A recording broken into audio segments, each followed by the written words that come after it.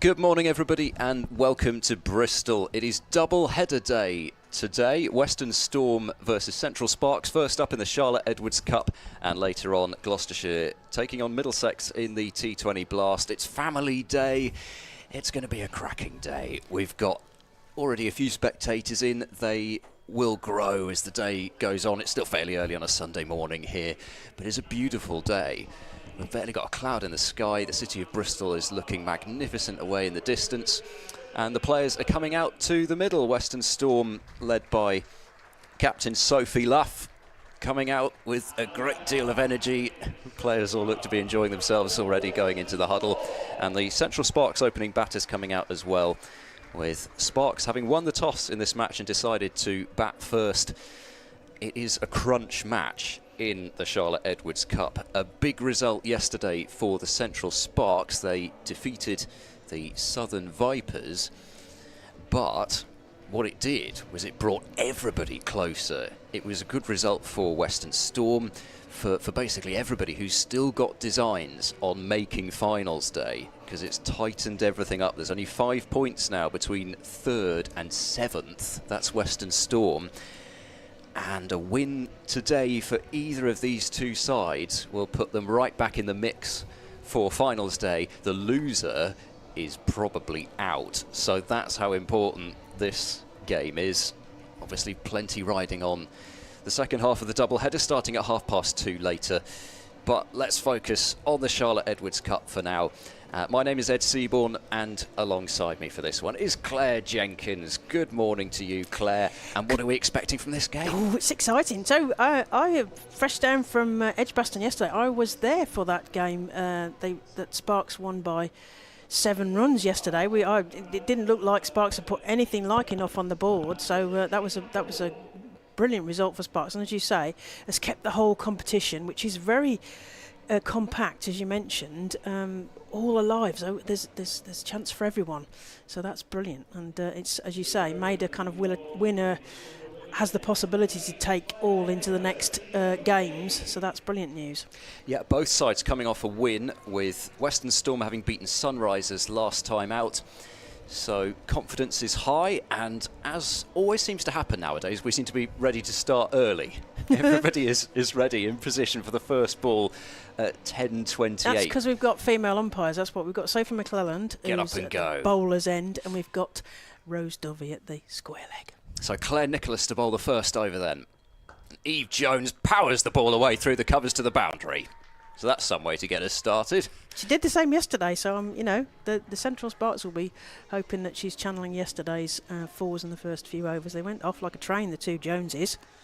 We did the Keeping Up with the Joneses joke just to keep Kevin don't worry, Jones happy. I wasn't going to do it. That's easy meat, really, isn't it? Well, he's a granddad now. We're not supposed to mention it, but yes, it keeps Kevin James happy. So we'll take you through the two sides just in full, so everybody knows what's going on. The forcing shot off the back foot won't find the gap this time.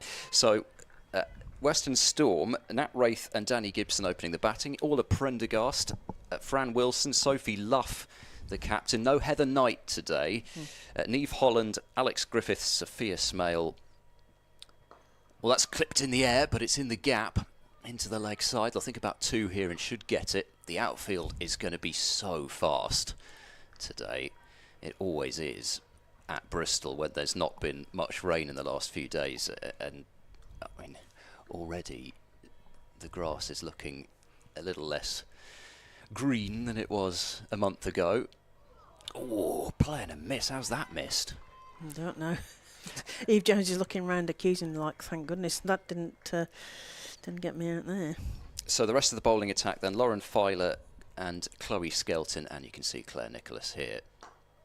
Well, that one stays down a bit, and this is going to be something which we have to watch, because the game which took place here a couple of days ago between Gloucestershire and Surrey in the T20 Blast was a low scorer.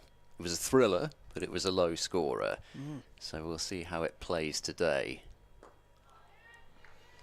And a good finish to the over from Nicholas. 3 dots to complete it. Central Sparks 6 without loss, having won the toss and decided to bat first. Did you get down your list, Ed? I got down my played? list of Storm. Do you want to take us through the Sparks side? Yep, so we've got the captain, Eve Jones, who's opening the batting there, left-handed batter. We've got Amy Campbell, Davina Perrin, Erin Burns, Abby Freeborn, Bethan Ellis, Katie George, Caris Pavley making her full debut today. They've just given her the cap this morning. She did take the field yesterday as 12th.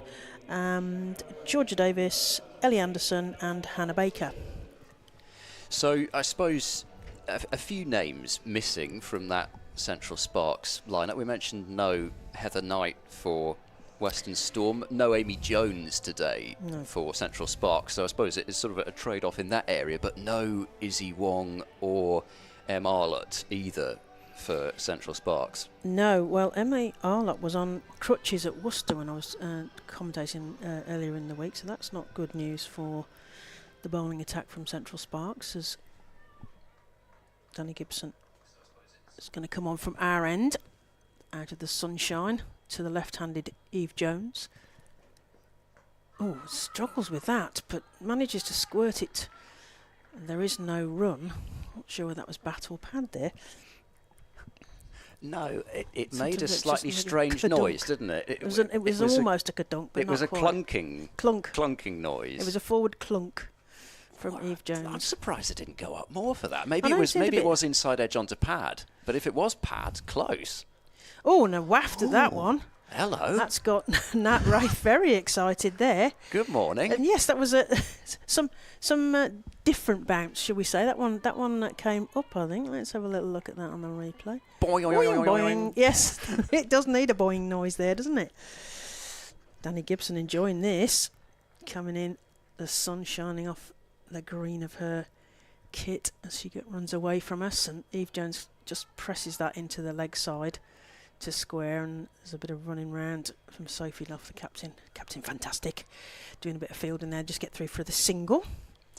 I suppose one thing that's interesting is to see how this plays as it goes along, because it may be that it isn't the worst thing to be bowling first on this surface, because the batters have got to probably take a little bit of time just to work out what's going on out there, and that time might be time that the Western Storm don't have to take because they know what they're chasing. Absolutely. Eve Jones we'll see. Looking a little uncertain about the bounce. She's taking a guard again there. As Danny Gibson comes in, Eve Jones comes forward, just sort of covers that, smothers it. Is looking a little worried, as you say, about the surface. Is prodding it down now.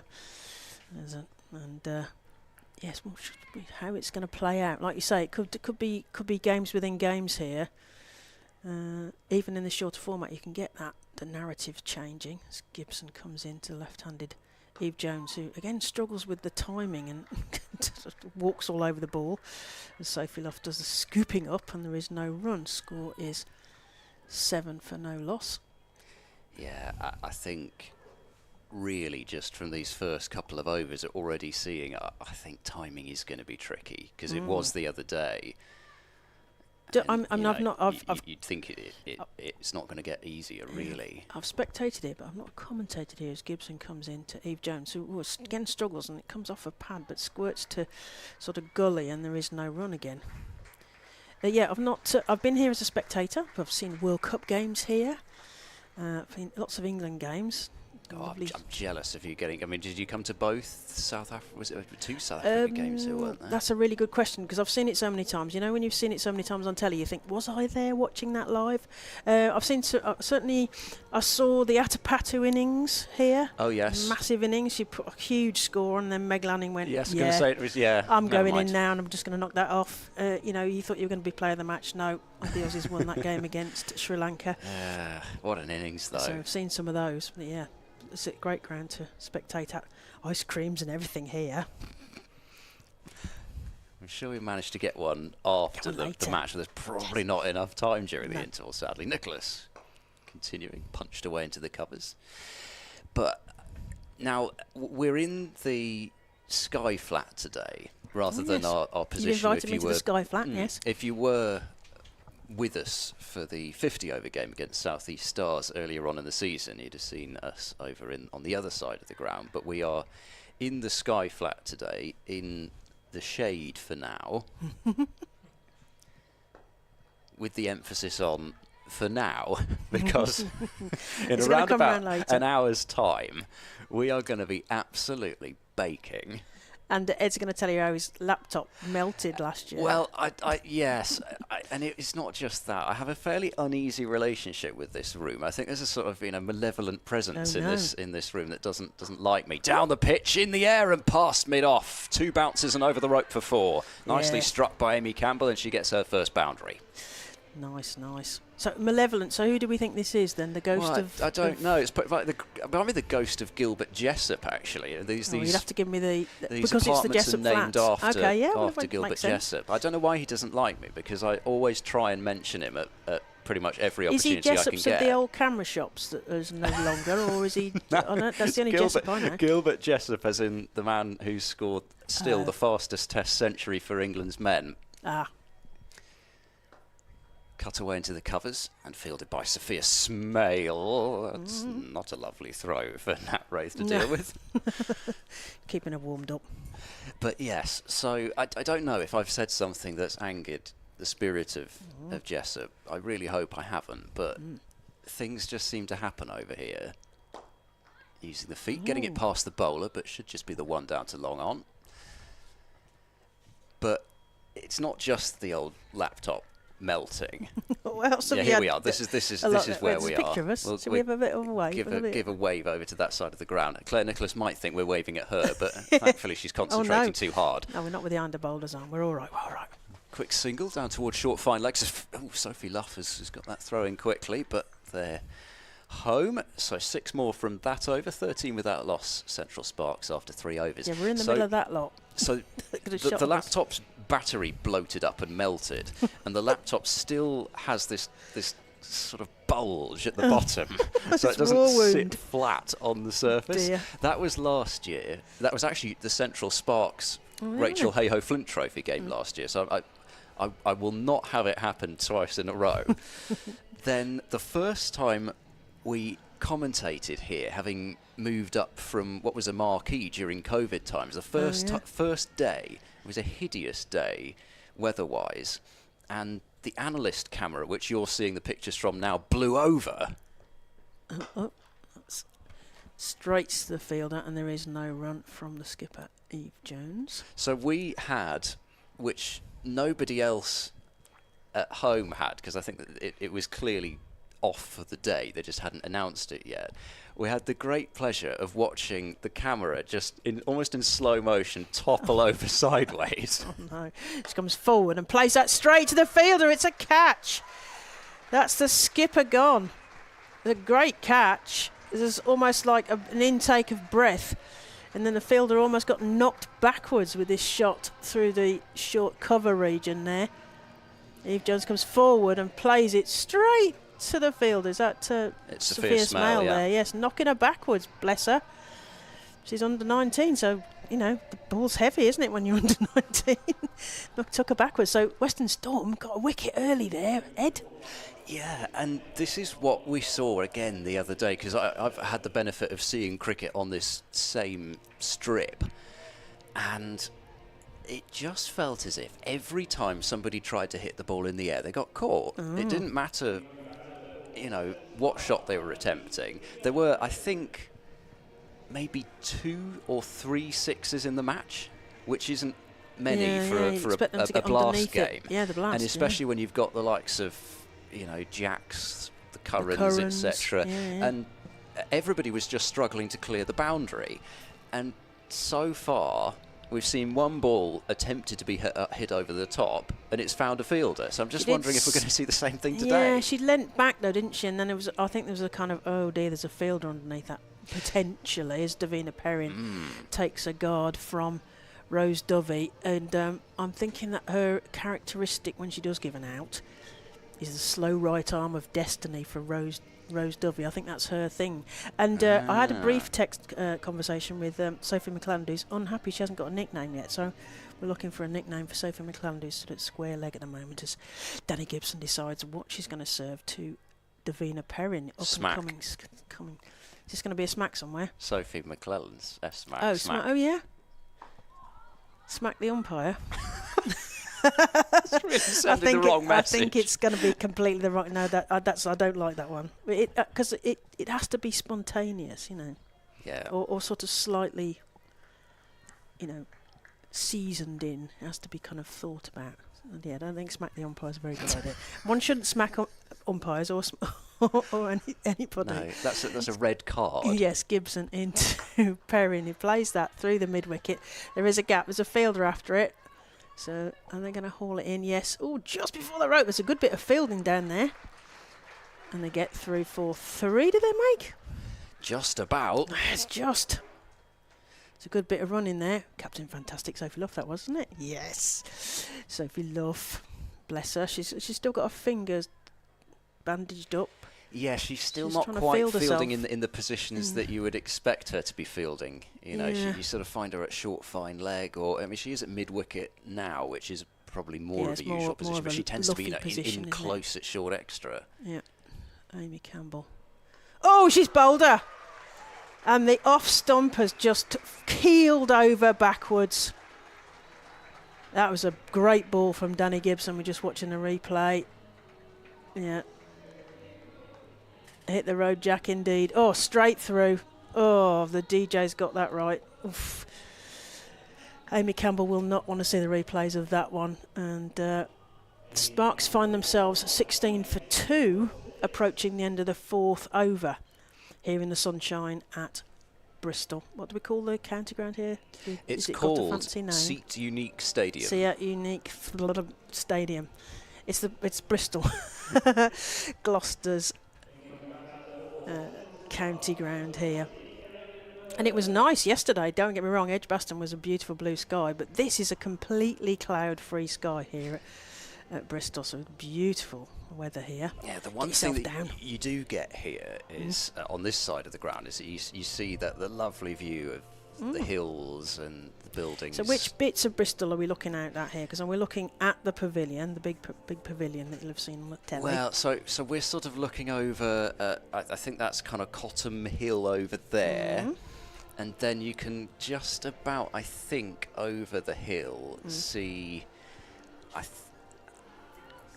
Jimma knows what that is. Yeah, the downs are sort of that, yeah. So I think you can just about see the Wills building. Okay. Which it's rolling and very green. It's a very nice bowl. They're pointing at various bits of the landscape, which is no good on the live screen. Gibson comes in, this time to Erin Burns, who posts that beautifully through the point region for an easy 4 there. The Australian import enjoying that first ball outside of off and just carving it into the gap at point. There wasn't much width for her to use, but just enough. Just enough. And that will do. 4 runs to the total, to Central Sparks. Score moves on to 20 for 2, and that's the end of the 4th over.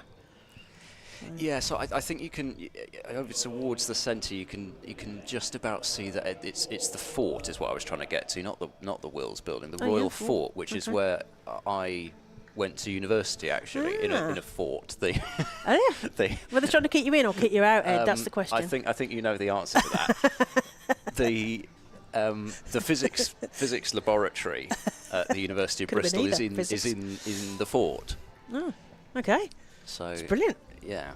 What a great place to say you've been to uni. We've got Lauren Filer coming into the attack. There's the Manhattan with those 2 blobs in that over. Western Storm would like to add a few more blobs in the next few overs. Filer to bowl her first. Pardon me, it's Prendergast. They are similar in stature. I saw a tall figure at the far end, and you just, because I've been so used to watching Storm over the years, you don't have to think about a tall, fast bowler figure, and you just think it's Lauren Filer, but it's all a Prendergast. My apologies. Because we were talking about imports, weren't we? So Central Sparks have got Erin Burns playing, and Western Storm have Orla Prendergast. The Irish international is great all-rounder and great acquisition for Western Storm. A bit of in-swing. Can't get it away. So a couple of dot balls to start Prendergast's spell. Davina Perrin, I can't remember if she got to the half century in this. I say this fixture. It wasn't this fixture. It was the 50-over fixture last year, which is the first time I'd seen her bat. And God, the timing. She's a shots great that she all-round was athlete. playing, I mean, it just When she gets going. oozed talent. That one, I don't think, felt very nice off the bat. Central Sparks will be hoping she's doing a bit more oozing talent. She got 30 and 4 fours against the Diamonds, and she got a very useful 28 off 32 balls against Thunder, including 4 fours. So she's a boundary hitter when she gets going. Will she get going this morning? What have Western Storm got in store, and Orla Prendergast in particular? It's knocked up to mid on. They're going for a quick single, which they will make. Ooh. Direct hit. Now where's the ball going to go? A bit of pinball, but having run through quite a long way to make sure that ground was made, they were in no position to get that overthrow. Sophie McClellan is called into action to screw those stumps back in. And rebuilt bit of IKEA at the other end. this is where actually you see the umpires punching the top of the stumps to get it back in. And if I try to do that, my hands hurt. I'm not doing that. You hope there's no stump cam, because you're wrecking thousands of pounds worth of kit if you're not careful. I'm not thumping the stumps back in with my hand. No chance. Driven hard, but half stopped at mid-off. That might even go for 4. No, the outfield's so quick, stop. but it's going to just fall short. I think in the end, they've scrambled through for 3. They have. So Burns, 7 off 2. What's all the fuss about? Yeah, that's right. But my theory about, because we've had a lot of debate about the boundaries in the women's game, but my theory is that it should be possible to run a 3. So for my theory, then this is the perfect boundary size. Well, I don't want to blow Bristol's trumpet. Oh yeah, but you're going to. But I'm going to. Oh, Oh, it's skewed away just backward a square on the leg side. And a single to complete the over. So 5 off Prendergast's first, and 1 over remaining in the power play before Western Storm can put another couple of fielders back on the boundary. 25 for 2. But I just, there's something about Bristol that I think the boundaries always seem to be the right size here. Okay. I've never, the only time I ever thought the boundaries were too short here were when the TV cameras turned up, and you know what will have happened. They will have said, you have to put the boundaries in a bit. because we want to see more 6s and 4s. But usually when you have games here, whether it be Rachel Hayhoe Flint, whether it be international games, the boundaries are all, you know, they're in a bit, but they're not in massively. And I think it just, because the outfield's so fast, you can time the ball across the outfield for 4. Like you say, you can get your 2s and 3s because the boundaries are a bit bigger, and there is always the short boundary up towards, well, not quite up where we are, that would be some hit, but the short boundary towards the flats, there is always a boundary to target in terms of a short one for a 6. So you have to make sure you get your bowlers right, bowling from various ends. Yeah, Smale comes into Perrin, who tries to work that into the leg side, but there is no run. Yeah, I mean, but I think you're probably right. But any ground you can run a 3 on, I think, has got the boundaries in the right places there, because it actually doesn't look that far, but it obviously held up that one. So Perrin comes forward, and that goes round the back of the bat. Very unconvincing there from Davina Perrin. Now that's exactly what can happen, because Sophia Smale has come on bowling spin to the short straight boundary, so she's actually saying, I'm quite happy to try and tempt you down the pitch for a big hit, and she almost got the wicket for it. She did. And Perrin plays that back past the bowler. Smale folds herself at the crease and they get through for a single. Is she all right now? She sort of she went for a bit of a dive to stop the ball, but she seems to be back. She's back up. It's all right. It's all right. I wouldn't want to be diving out there, really. It's hard, isn't it? It's hard, and it's also probably quite abrasive. I think she's got the right idea with those sleeves on. Yeah, I think you probably do need the sleeves on if you're going to go diving on this hard surface. As they move the field, they're bringing in a sort of short square and a short fine leg. They've obviously spotted something that Erin Burns might do there. Smale comes in. Burns just dabs that down. There is no run. They've obviously got a plan for Erin Burns here. They have, haven't they? You can see the field really changing for Burns. Yeah, 2 right-handed batters, so It's definitely a plan. Shot. Oh, that's a beautiful shot through the covers there. You've got to love that, haven't you? Erin Burns playing a beautiful shot through the covers there for 4. Score moves on to 30 for 2, approaching the end of the 6th. Well, this is going quickly, isn't it? It is. Woo. It usually does, but it seems to be going even quicker than normal at the moment. Yeah, we're enjoying ourselves, probably. Maybe. I hope so. Well, so I didn't speak for yourself, no. yeah. I should only speak for myself, shouldn't I? You've got 2 games to do. Yes, I've got to pace myself. have a lovely rest the second half. Watch the second half. I pace myself. Yeah. Yes, we should talk about the second half because Sue Redfern is MBE. going to become the first female umpire to officiate in the Vitality Blast. On field, as Smale is coming into Erin Burns. Tries to play that late and misses it completely. That's the end of the over. There's no run there. So it's the end of the 6th over. That's the power play done. So in the women's game, that's the 25-yard circle is the restriction circle. In the men's game, it'll go back out for the 30-yard circle, and now they can have a maximum of 4, I suppose. The numbers are slightly different in the men's. With the women's, it's 2 outside before and 4 outside afterwards. Yes, the men's game out later. Sue Redfern will make her on-field debut in the Vitality Blast. She's done the TV for the 2 Roses games last year and this year. She got called in last minute last year, but this year she was there. They got locked out of the car park, but that's another story. Both times. I'm not sure if that was Yorkshire not happy they got beaten or whatever. Yes, so we shall have that debut later. And as you pointed out, she had her best figures bowling against South Africa for England on this ground. So it's kind of fitting that she has her debut here as well. Yes, I gave that a bit of a mention on Radio Bristol earlier as well. In goes Prendergast and bunted up to mid-on. They're really struggling with the timing here. This pitch is giving them some... It's not easy. Giving them some spooks, I think. It's a little bit too paced, and the bounce is just not quite where they think it's going to be all the time. Sometimes there's a bit of extra bounce, sometimes it stays a bit low. It's not easy. Oh. This is hit over the top just about. Always looked like she had just got enough of that. And they're not going to catch that once it's got through the infield. So she might have got a fingernail to that as it went past her, didn't she? But she just looked like a half a second too late to respond to that. I mean, she's hit that on the up. I mean, I suppose you see a shot like that and you kind of think, well, you know, as long as you... Yeah, but I suppose as long as you get the gap, which she looked as if she always had, then... Is she left-handed or right-handed? I don't know. She's diving to her left there anyway. She bats right-handed, doesn't she, Sophia Smale? So she could be another one of these people who's, Perrin goes again and will be dropped. And they were standing in the middle of the pitch there, so it was worth a shot at the stumps for the run-out, but that's a big let-off. Perrin trying to repeat the dose, got it a bit straighter that time, didn't get quite as good a connection.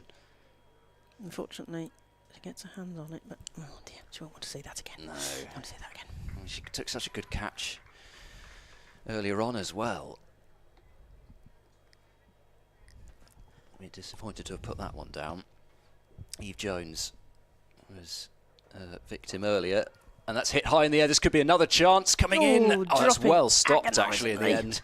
The fielder did so well to get close enough to that ball that she could try and think about the catch, but so often in that circumstance it's Fran Wilson coming in off the boundary rope there, and so often in that circumstance the ball bounces past the fielder and goes for 4, but she managed somehow to get something in behind it. Or needing dentistry if you get it wrong. That's a lovely piece of timing. Shot. Oh, you're not going to see too many better than that today. Oh, we love a cover drive.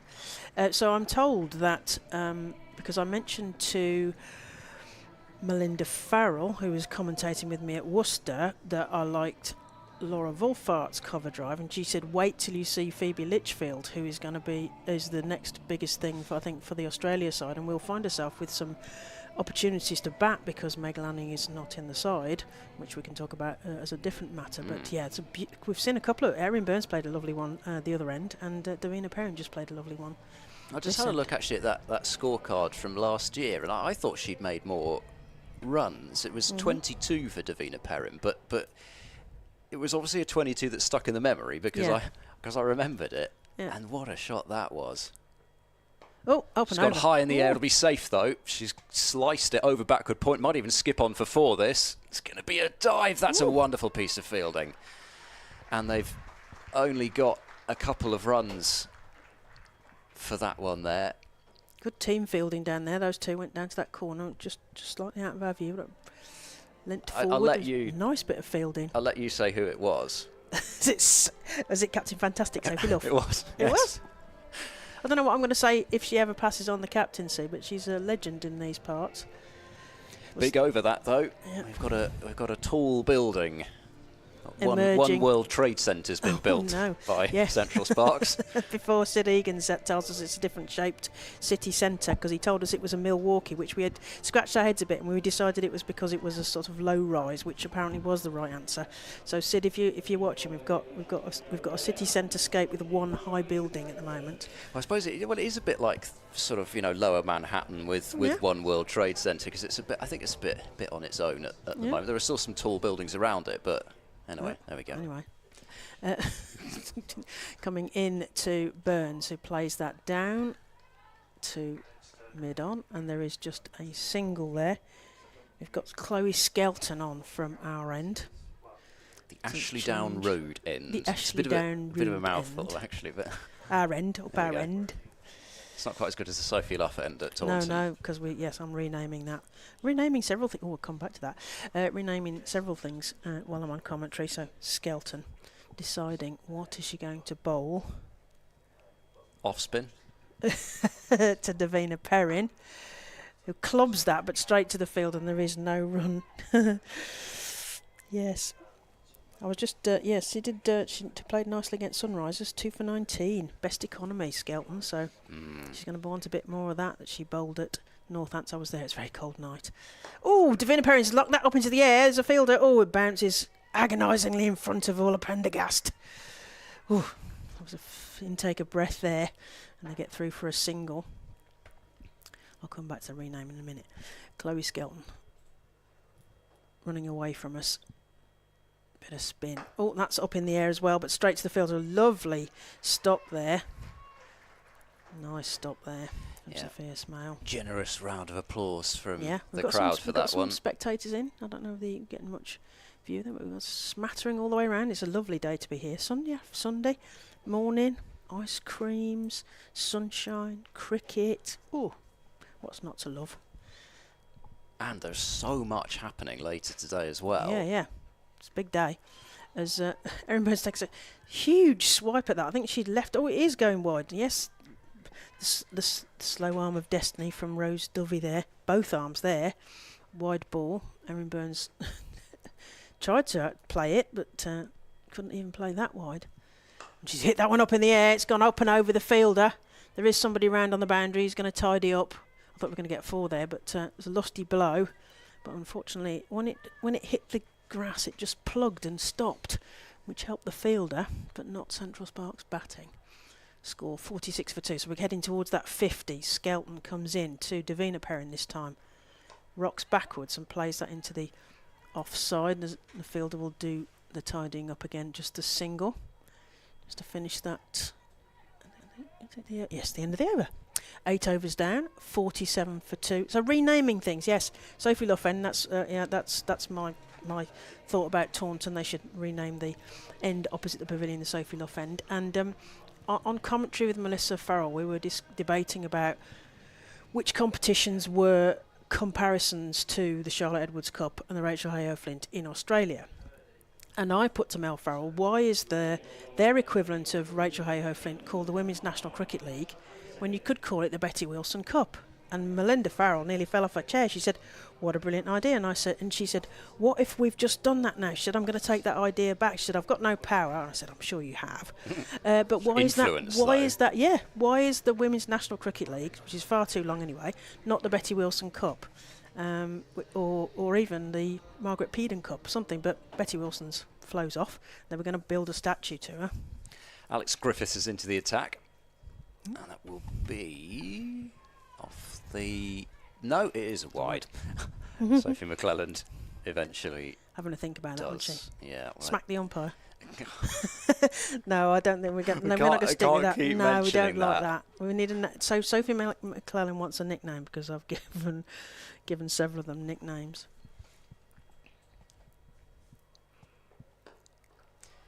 But I think I think it's one of those things where you think sometimes you don't have any sort of power or influence, but if just the right person's listening, you never know. You just never know. Wait for that then. Betty Wilson Cup. That Betty will be the Wilson Women's Cup. National Cricket League in Australia. But they do seem to love their abbreviations, don't they? So Yeah. it could be the BWC. And would it be the Betty? Because I think Attempted ramp this time. I think the trophy, actually, having thought about it, I think the trophy that they play for is, they call it the Ruth. So whoever the Ruth is, they ought to be naming the whole competition Ruth. I should know, but I don't. But yes, it's a bit of a shame. Not Women's National Cricket League Cup is a lot of words. WNCL. Winkle, yeah. She's gone for it again. This time she's got it. Second time. Determined to play that shot, isn't she? Lucky. You might get two. Well, I say lucky. I mean, second time getting it. Yeah, There's luck involved. Two was runs. the rehearsal and then the Yes. the actual. 50 is up for 50 Central up. Sparks halfway through the ninth, so just below a runner ball. But these two are building a partnership here. Have been given a life as well. Perrin on a runner ball 21 and Burns on 14. Pulled high into the leg side. Fielder's going to get in, but it's going to be another awkward one. One bounce in front of the fielder. So yeah, later on today, of course, we have the blast match, but what will happen after that is we'll get a load of tables out on the field. There'll be a sort of a line of tables near the pavilion, and kids can go along and get their autographs. Not their autographs, get the players' autographs. That would be funnier, as that's. They might think about two here, but I don't think they will get it off that leg side boundary. So The yeah, tables, so you yeah. can go Back to the tables. both Gloucestershire and Western Storm's players will be kind of lined up, and the kids can go all along the line and get their autographs signed by both sets of players. Oh, lovely! We love that. The other thing is they'll have coaching sessions on the field Oh, great! after the second half of the double header. In the air, straight to let's mid-off catch. and taken. No mistakes made this time, and it's the third wicket for the Western Storm. Alex Griffiths getting the breakthrough, and that is a key one as far as Storm are concerned, because that partnership was beginning to look a bit dangerous. And it's almost as though she's actually... It's come off the toe end of the bat, hasn't it? I mean, it was almost too wide for that shot in the end. She probably would have needed to have hit that a bit squarer rather than going straight. And she'll be walking back thinking about that potentially, but she has batted quite nicely, and she's actually scored 22 again. So it's exactly the same score as she made last year in the 50 over competition. But I think what she'll be saying to Abby Freeborn is, look, it's not easy out there. Yeah, watch the timing of the ball. It's tricky, and I think 120 here is going to be competitive. Obviously, Yes, they'd it's not like gonna be- more, but It's not going to be a big scoring No. game for this strip, is what we're saying, aren't we? So Abby Freeborn against the Vipers got 23 off 24 balls. But as you say, it's not always a big total. Sometimes you get that sense that it's the right innings at the right time, and it may not even be a big contribution to a partnership, but sometimes it can be absolutely key, can't it? And that's what Central Sparks will want Abby Freeborn to bring in. I'm slightly disturbed, I said this yesterday, that I like to see Amy Campbell and Abby Freeborn, the two imports for Central Sparks, bat together. I describe them as the engine room. Now they're separated again, so I'm feeling slightly anxious because they're not batting together from the Central Sparks point of view, which of course I'm unbiased. Yes, so she won't be facing. Erin Burns to face Nicholas, isn't it, from this end? There's no run there. She struggles to time that one as well. Chloe Skelton, by the way, the catcher for the Perrin dismissal, which I don't think I mentioned. Yeah. The blonde Claire Nicholas bowling away from us. Bit of spin here. Erin Burns tries to work that down the leg side, but there is no run because the ball goes straight to Captain Fantastic Sophie Love. And Claire Nicholas is somebody who has bowled a lot here. She'll know the surface, won't she? Western Storm KSL days. She'd have played here a lot, not just in the regional setup. Erin Burns plays that to do.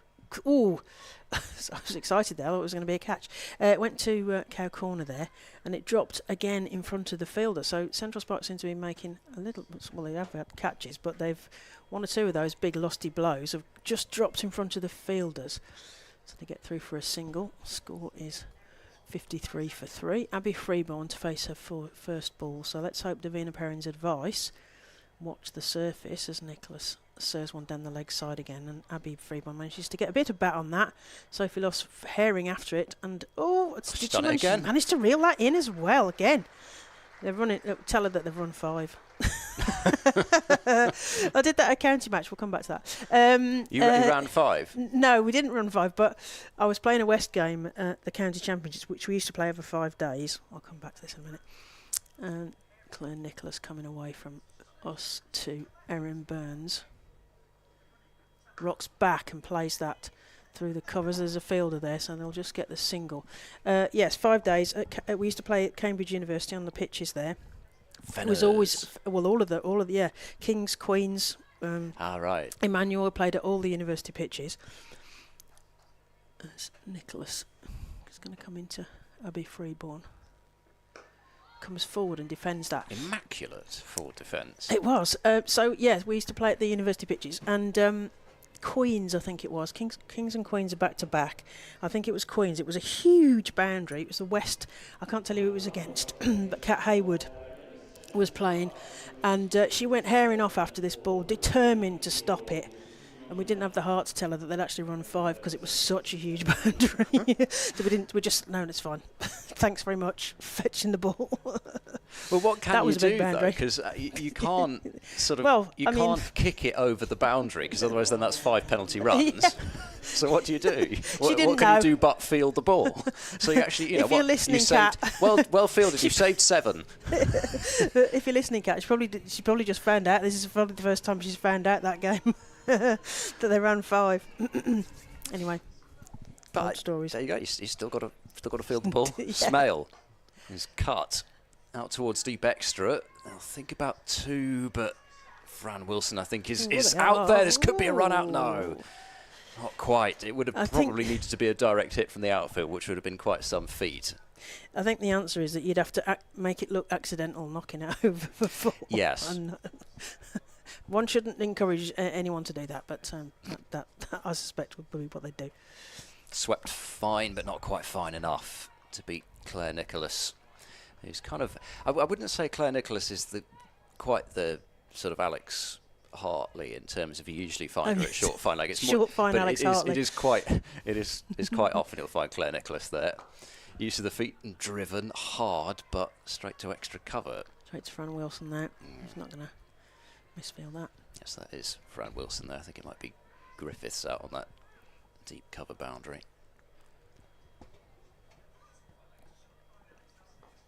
Oh, she's played that very softly and played it on the bounce into the gloves of Rafe.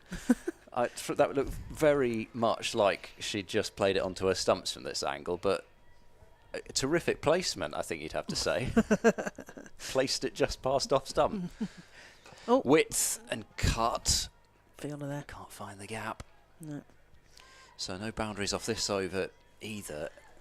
And just that wicket of Perrin. It's not absolutely stalled things, but it's just checked what Central Sparks were building up. Yep. It's kept a lid on it, hasn't it? Kept a lid on it. Yeah. Keep a lid on it. Keep a lid on it.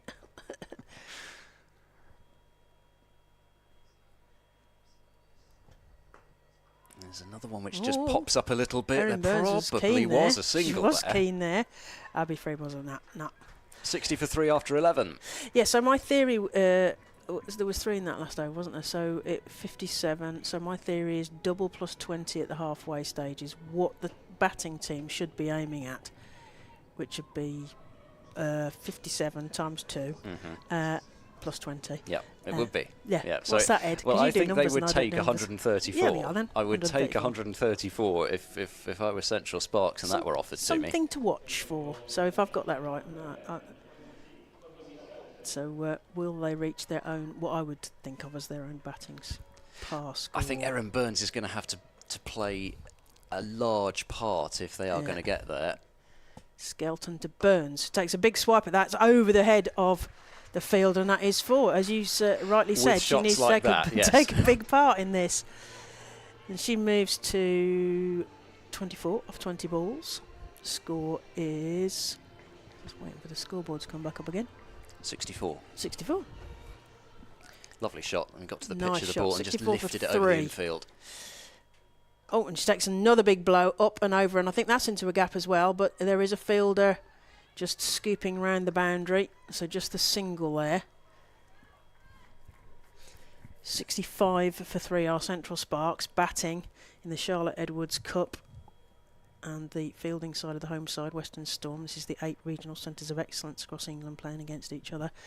Skelton into Freeborn, who prods that just backwards of square, and they get through for a single. 65, 66 for 3. So I noticed there's a group of people in the mound stand over there with this blue hats on. I'm wondering who they are. Oh, it was a full toss there, and that's thumped absolutely through cow corner there. That was a present there for Erin Burns. Absolutely thumped that through mid-wicket. 4 runs to the total. As you rightly said, she's going to have to take a big part in getting them up to a decent total here to defend. Not called a no ball, so she got away with that at least, but not conceding the boundary. Oh, and she's hit Abby Freeborn there with that follow through. Abby Freeborn's trying to be all brave, and that really hurt. Well, you're not going to get any sympathy from your batting partner, are you? You just cut off runs there. They needed a leap in the air at that point, but no doubt Sod's Lawrence missed the pads, but Skelton comes into Erin Burns, who hits that up again, straight to the straight boundary. That's going to be an easy 4, I think. Yep, an easy 4 there. Beautiful straight drive. I mean, that was a proper half volley there, and enjoyed that. Thank you very much. So she had a couple of gifts there from Skelton, did Erin Burns, and that over. Score is 74 for 3 off 12 overs. You're listening to Claire Jenkins, former Western Storm before Western Storm, but it's a long story. And Ed Seaborn. You're watching the Gloucester YouTube. Remember to press the like button so other people can find us on the YouTube. Probably the best of the lot, that last shot, wasn't it? I mean, dead straight. Classical shot. Yeah, she kind risk. of used her feet just enough to get to the pitch of the ball and make it a half volley, but hit it dead straight. And really clean strike. And again, just not looking to hit it too hard, and that's when people today, also a couple of days ago, when they've really looked to try and hit it for 6, where it has to be all the way over the boundary. That's when the trouble started. Griffiths into a second. Oh, a little fine edge, and that might work very nicely. It will. Yeah. Boundary for even Abby Freeborn. Sophie Luff's given up, so it must be over the boundary below us. We can't quite see this boundary because it's right in front of the balcony. It's usually a pretty safe bet that it'll go, because it's probably it is the shortest boundary on the ground. Right. It's also slightly downhill, which helps as well. So it just runs very quickly down there. Okay. And I think she was looking to tickle it fine, Miss Freeborn. So another boundary, another short ball from. I say another short ball. It was a short ball from. Yeah, another short ball from she's Western tried Storm. it yet. We haven't seen Lauren Filey yet, have we? No. I love her action because it's very elbow. It's very distinctive, isn't it? Yeah, we thought it was her to start off with. My PE teacher at school used to say, imagine you're popping balloons with your elbows when you run. So she definitely does pop those balloons. That's gone way up into the air. I think it's going to be safe, though. She's just got enough distance on it. Brought out the old lob wedge there. Yes. Yes, that was a very high one, wasn't it?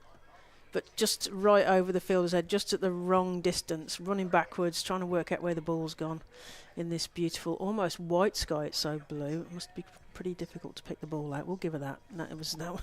That would A have been whiter shade of blue. Okay. Yes, a whiter shade of blue. This is cut away. As opposed to several shades of blue. Must be the one out to the boundary rider, Fran Wilson, out there.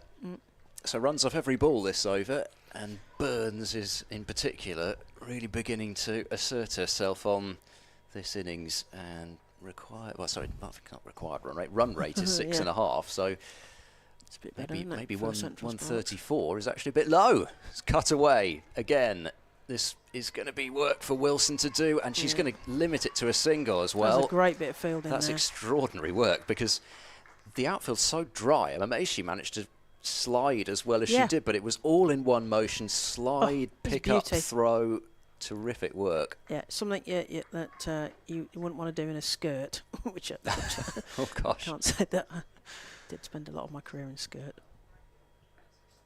Pace off again from Griffiths, but they've got basically what they'd have been looking for off this over already, so no need to take any undue risks. Well, no. I'm not sure there ever need to take undue risks. No. You take risks, don't you? But I'm not sure you kind of set out thinking, right, this is an undue risk. I think your point is that Western Storm need to nip this in the bud, don't they? They need to come up with a tactic, because this looks like they're getting their feet under the desk, as it were. Yeah, beginning to get the pace of the pitch. Whether it's maybe also just as we get into, we're not quite through an hour's play, but you often see this with games that start at 10:30 rather than 11. There's more on offer for the bowlers than if you start at 11. It's just that early morning, bit of moisture. It may be that it's already kind of drying out and just calming down a little bit.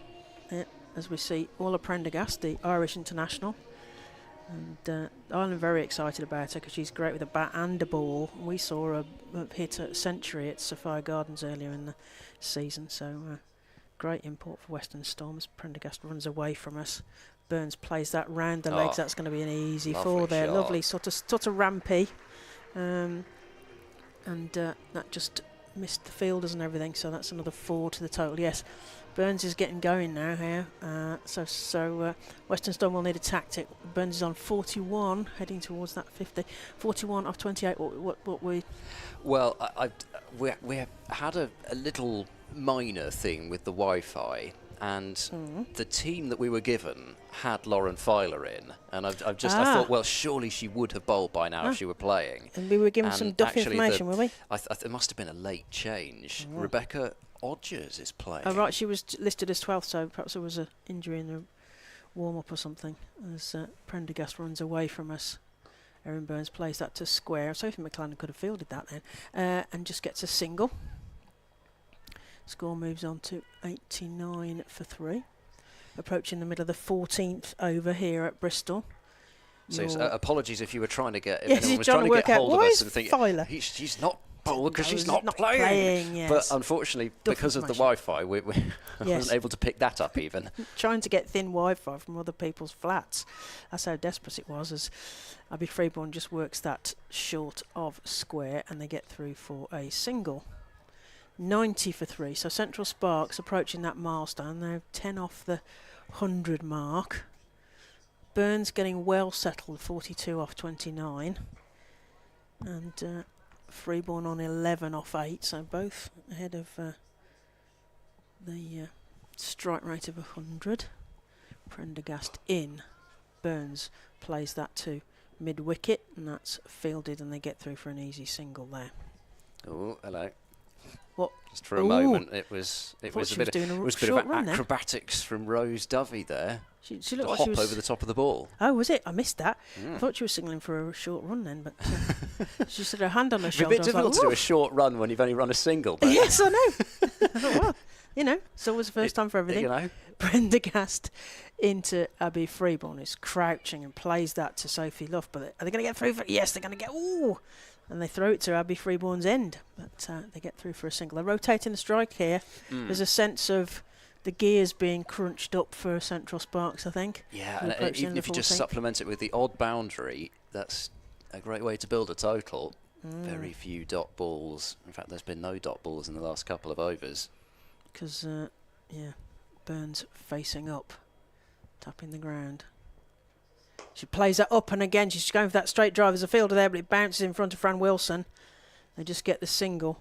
Yeah, because Erin Burns against the Thunder, she got 41 off 23 with 5 fours and a 6. So Erin Burns, once she gets in, can be very dangerous. And we'll see her with a ball later. It may look innocuous from a distance, but it gets the wickets. So Erin Burns has been a great import for the Central Sparks in terms of having an overseas player, and a great role model in terms of a brilliant fielder and somebody who can bat and bowl. So I think she'll be a great inspiration for the young players at Central Sparks.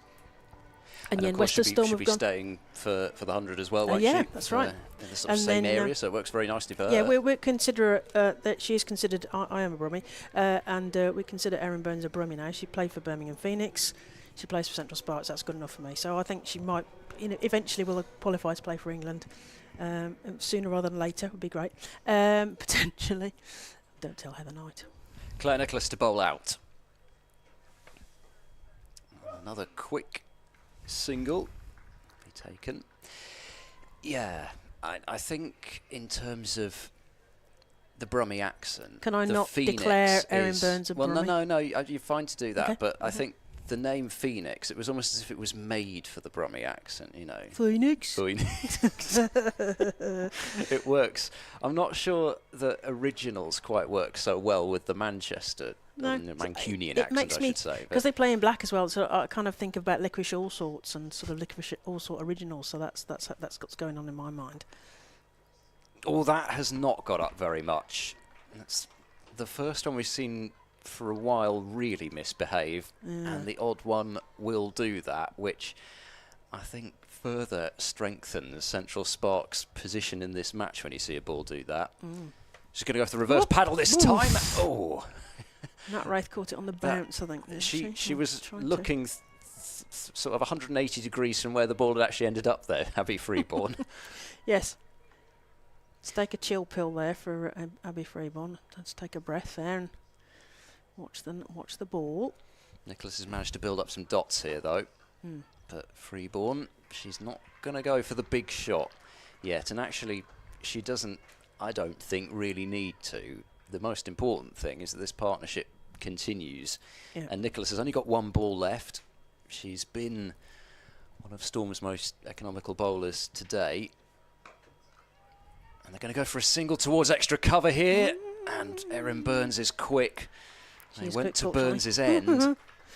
And so 2 runs off the over. Excellent spell from Claire Nicholas. Just gone for the 19 runs from her 4 overs. Opening the bowling as she's done so often in her career. And 5 overs remaining. Central Sparks 95 for 3. Yeah, she's bowled at both ends, isn't she, Claire Nicholas, as well? So she had a bit of a go at either end. She was bowling when Western Storm were winning KSL titles. She was bowling up front to those really top-heavy KSL lineups. They had a lot of internationals, didn't they? 2 or 3. In fact, you had a couple of overseas players up the top, and then probably a couple of England internationals as well. And Nicholas was holding superb. her own. Yeah. Sophia Smale. And it is great to have so much experience with the younger players as well, and also from the Welsh angle as well. A lot of these, and here is a young Welsh bowler, it's Sophia Smale. That's a reverse attempt by Abby Freeborn, but there wasn't any pace on the ball which to use, and ended up just sort of plopping it in front of herself. She takes another breath. That shot is definitely on, though, isn't it? It's on, but it needs a bit. Point is only just backward a point. Ooh. She forces that into the offside, but there is no run. It's almost really a conventional point. I mean, she's only one step backward a point, and then there's nobody fine of that. There. That's my point. That's my wheelhouse, as the Americans say.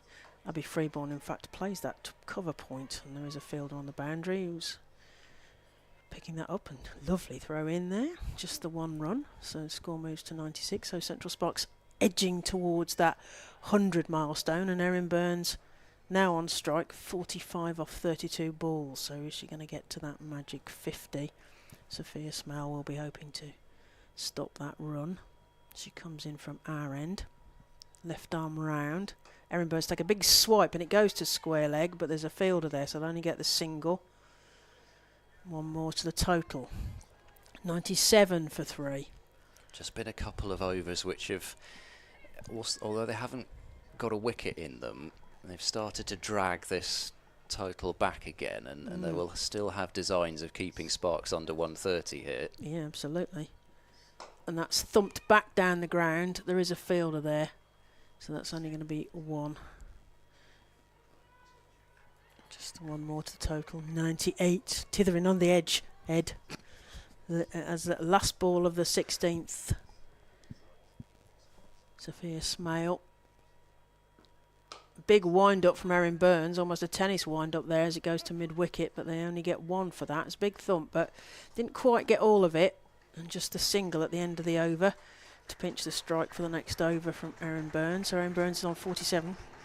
And we've got Abby Freeborn on 15. Score is 99 for 3 after 16 overs. There's a couple of bungalows. Oh, he's looking at the Manhattan again. We've got a bungalow and then a sort of tiny. Just a usual 2-story, as well as they'll need to some get of the compulsory taller buildings purchase recently. if they want to get buildings built on there, aren't they, on the little ones?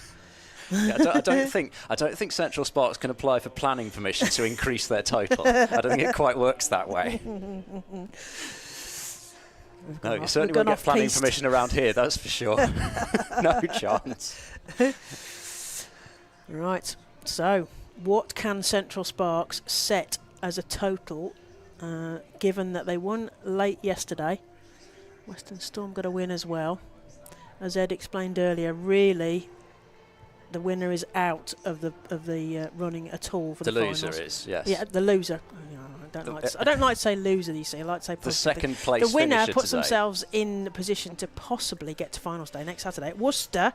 Get yourself down there. 2 games, eliminator, second versus third. I would have to get myself up there, but there, down there, up there. Yes.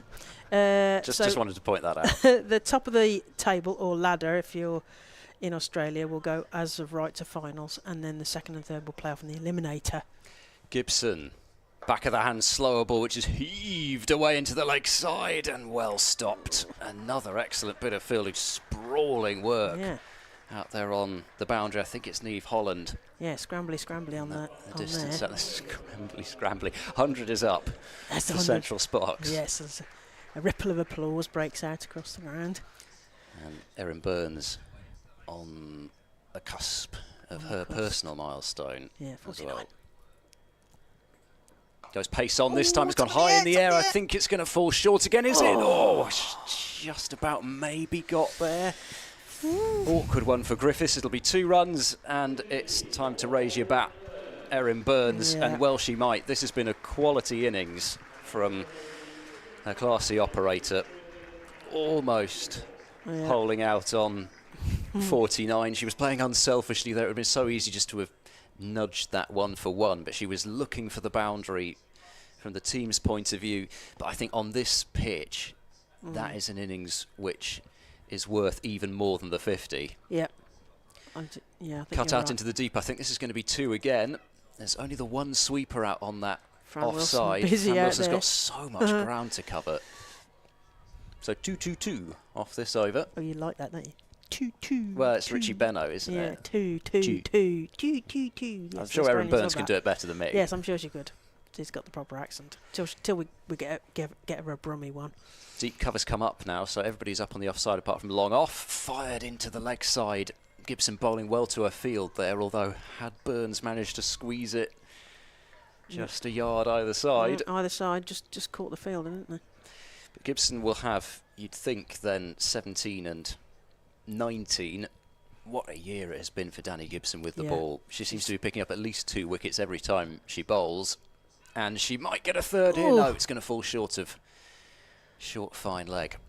Well, the other thing is she's taking wickets, but she's also taking catches. And the wickets and the catches always seem to be the key players as well. That's the thing that's really got me excited about Danny Gibson, and she She's can a bat and magnificent fielder, isn't she? I mean, you can put her just about anywhere. She'll do a job in the infield. She covers a lot of ground in the outfield. She's very quick. She took 2 for 27 against the Sunrisers, Lissy McLeod and Amara Carr. Oh, that's gone rather wrong, though.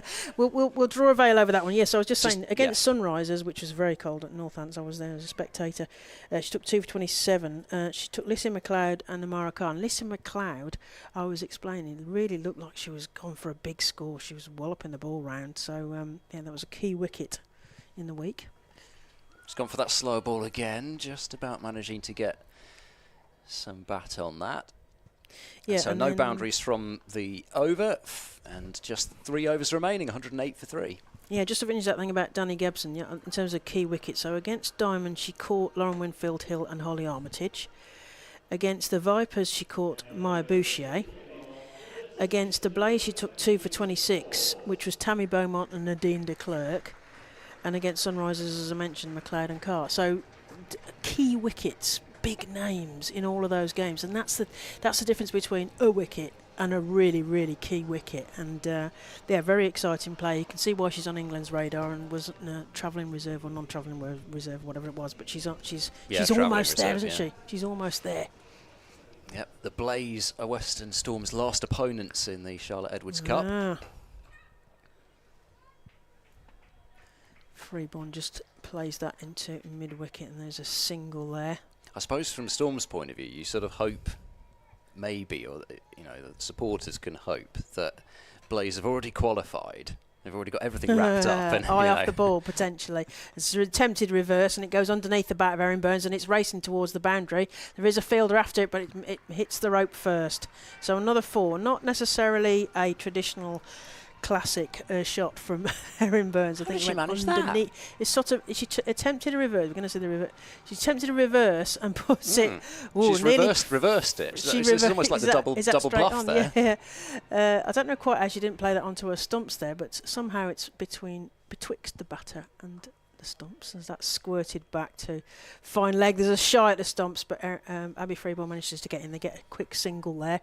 114 for 3. Is that sense of urgency now as we're running out of deliveries for them to get to a big score. 114 for 3 is not a huge score, but as we said, this ground is probably a low scoring par here as Abby Freeborn ramps that, hoping there's enough pace on it to get it down. There's a fielder after it.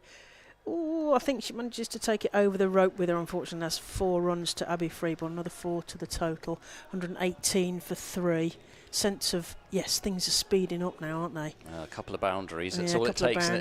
Low-scoring games, even just the odd boundary. And you can see here again how quickly it runs. It just keeps running away from Claire Nicholas. She got very little bat on that. It wasn't, I mean, she meant to get very little bat on it, but it wasn't a quick delivery, and even that has run away. So it's. If you're saying it's uphill pitch, as well, but we've got actually an incredibly fast outfield. And they're changing the field to try and stop that ramp, bringing in a short point. Third is short as well as. Oh, it's in the air. It's going straight to that fielder. That was a good fielding position. So Captain Fantastic takes a catch at short third there. And that's the end of Abby Freeborn as she's caught there off the bowling of Sophia Smale. But brave bowling, because it would have been a wide if she'd left it, but she realised that Freeborn was going to look to drag it to the leg side, so she just fired it as wide as possible outside the off stump, and Freeborn still tried to reach it, because it was a trap though, wasn't it? Because they bought that point field, I mean, so I think that was exactly what they wanted to do there. But you don't want to leave it at this stage. You don't want to kind of not put bat to ball, because you're trying to hit it, you're trying to get runs off every ball, and so the temptation is just to keep reaching for it, and that's exactly what happened. So a wicket for Sophia Smale, her first. And this brings a bit of spice, doesn't it? Because we've got Katie George, former Western Storm last season, coming to the crease to bat against her former side. Sophie McLellan just doing a bat check there, if you're wondering, just checking it goes through the bat ring thing. I often wonder when they decide to do that. Is there a sort of a set number of players, or do they just think, right, you're my victim, I'm going to inspect your bat? I'm going to be in trouble, but there's got to be something I think it's a sort of random sample, because you don't see it very often. Just think, why did you pick me? Of course, in the ICC events, they have to, the fourth umpire will be going doing all the bats. Does my bat look big in this? You could say that, I couldn't possibly. As Katie George. So, yes, she'll know this. She'll know this ground a little bit, won't she? Having been a Western Storm where they play much on here. And, missed that one. I was so excited watching the replays and things. Yes, Katie George facing her old team here. I don't know how much she'll have faced Sophia Smale, though. Sophia Smale is one of the younger players for Western Storm. Oh, that's hit straight to Orla Prendergast, who misfields that, and they get through for a single. So Katie George will be glad to be off the mark. Talking of spice between teams, the first game I did was up at Trent Bridge, and it was the Midlands derby, so it's Western versus East Midlands, and Marie Kelly had moved across to the East Midlands. She batted in the first over and was caught, and there was obviously a bit of extra celebration, a bit more juice on the oh shucks, you're sorry to see you go. And that kind of set the tone, I think, for the game, which Blaze won. So yes, do you need directions to the pavilion? we can provide you with those. Yes, sometimes those former players, it can just give a bit of extra sauce on the top here. We're thoroughly obliged to provide you with directions for the seat you can now sit in. Yeah. Orla Prendergast will bowl out from the pavilion end, so it looks as though it will be Gibson to bowl the last from the Ashley Down Road end.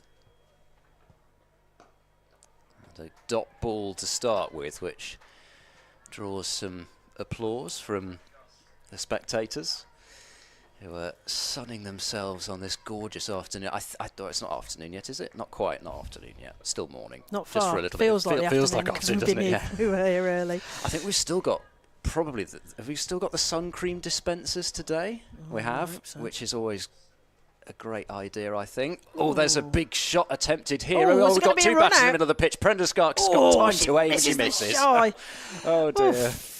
Looks to the heavens. She can't believe it. She lined it up so well. You thought, oh, she's bound to hit. And Katie she thought the same. Katie George is doing a quick stretch of her hamstring. It's a bit late now because she's just trotted thinking she was going to be out there. Everyone's watching Orla Prendergast holding their breath, and she's going to hit the stumps as she takes a shy there. Oh dear. Big mess up. The LBW is missing leg. Oh, yeah. Okay. Slower ball whacked into the leg side, but all along the ground. Be taking 2 runs on Danny Gibson's arm. But 2 runs off 3 balls this over so far. There was a thought even of 140 before. Yeah, what can they get to? I mean, they'll want to be. I mean, it's difficult to target somebody like Orla Prendergast. He's probably bowling pretty well here, and as you said, slow surface, sort of slight indecision in the batter's mind.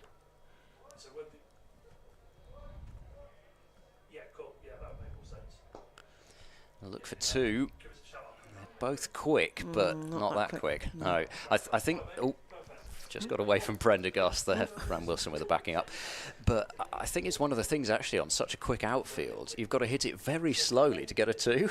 Yes, almost. Even if you feel like you're hitting it softly enough that you might get back for a couple, but the ball's just going to travel so quickly. And your instinct at this time of the innings is just swing the bat, isn't it? I think. Well, I'm going to try. Although they do here... in the form of Erin Burns, and great can't quite find that gap. That's the one gap that she's not managed to find in this innings, really, that gap wide of long on. Every time she's tried to look for it, there's been somebody across to cut it off, and just the couple of runs. Good bit of fielding, great dive, and a great stop right on the rope there. So 7 balls left in the innings. Is what was Erin your Burns prediction again? What did I say? It was 137, I think it was, wasn't it? Oh. Pulled away, backward of square and past the fielder for 4, so that just spoils the over as far as Prendergast's concerned. You hate doing that, don't you? You've got so long to think about it as well. Last ball of the spell, and it was just a bit of a half tracker and heading down that leg side. Yeah, well, it was a bit of a gift for somebody with her eye in. It wasn't down the leg side, but it was, yeah, she just had quite a lot of time to line it up, did Burns, but she got into a great position to hit that shot and just help it on its way.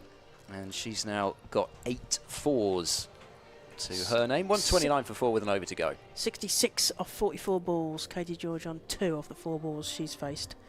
And Katie George won't want to hang around. She's just this last over. We could see some interesting running here. I think they'll want to really wind this up in terms of setting a score. And Danny Gibson, we mentioned she's taken some really important wickets and catches in lots of the games this season. And she's just changing her field down in below us. So there's obviously a plan here to Katie George. They will know Katie George, so is this a trap they've set? Gibson runs away from us towards Katie George, who tries to get that away and ends up just smacking it onto her foot, but they get through for a single. So Erin Burns will face the next ball. It's another one to total. 130 for 4. We're heading towards my total, though, Ed. Well, we are. The other thing worth mentioning, though, is that yesterday Central Sparks defended a score of 142. Yeah, It's going to be another similar kind of defence for them. Erin Burns. Oh, she's bowled. Middle stump out.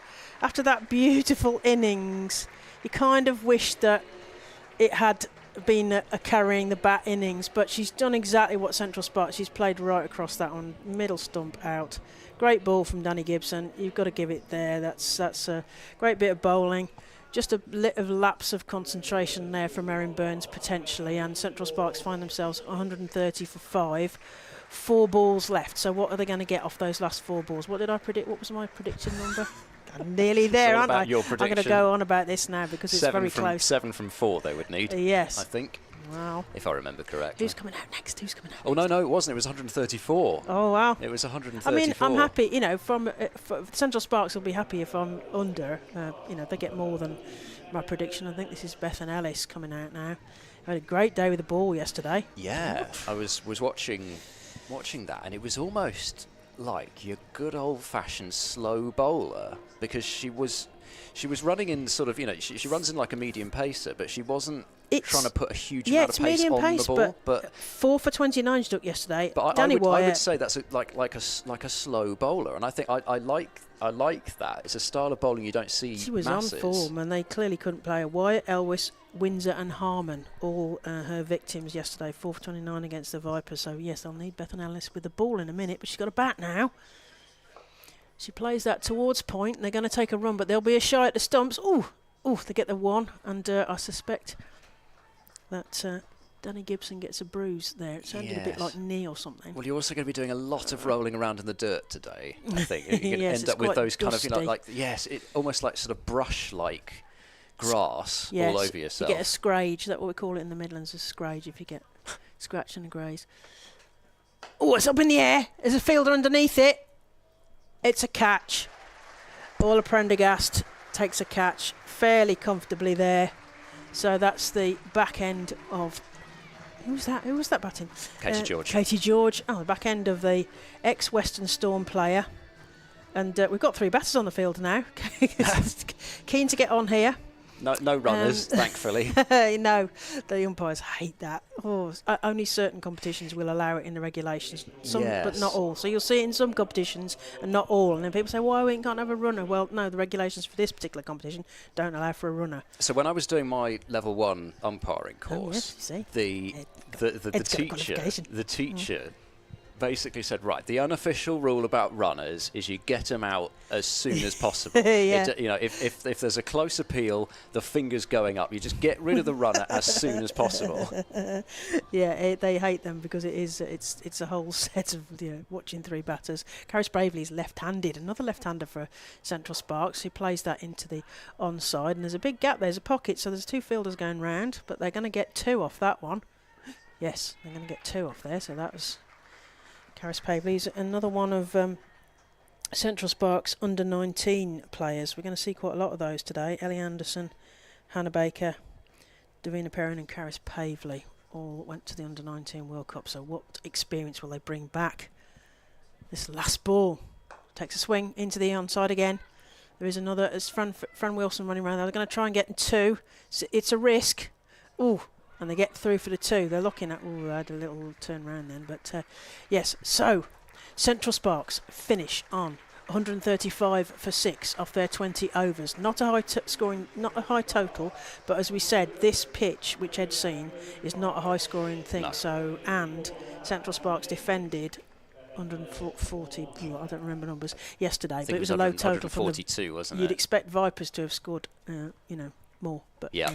Well, I mean, they made 142, so I suppose whatever, 142, 143, whichever way you want to say it. Expected that to have been doable for Vipers. I think if you were to ask me which side I would rather be at the moment, I would say I'd rather be Central Sparks. You'd rather be Central Sparks. I think 135 on that pitch is a very competitive score, and it's not. I said in the middle of that innings, maybe it was just calming down a bit, but I don't know. I think we'll have to see what happens in the second innings, but I don't think it's going to get much easier for Western Storm, and I think they're going to need their experienced players, the likes of Fran Wilson, Sophie Luff, probably, because I think it's more timing, which we saw from Burns. It's more timing than power that I think is going to succeed on this pitch. But there's the innings from Burns, 66 from 45, contributions from Perrin and Freeborn as well to keep her company, and Danny Gibson the star with the ball once again for the Western Storm, 4 for 23 from her 4 overs. Magnificent work from her, a couple of wickets there in that last over to help keep Sparks down below 140.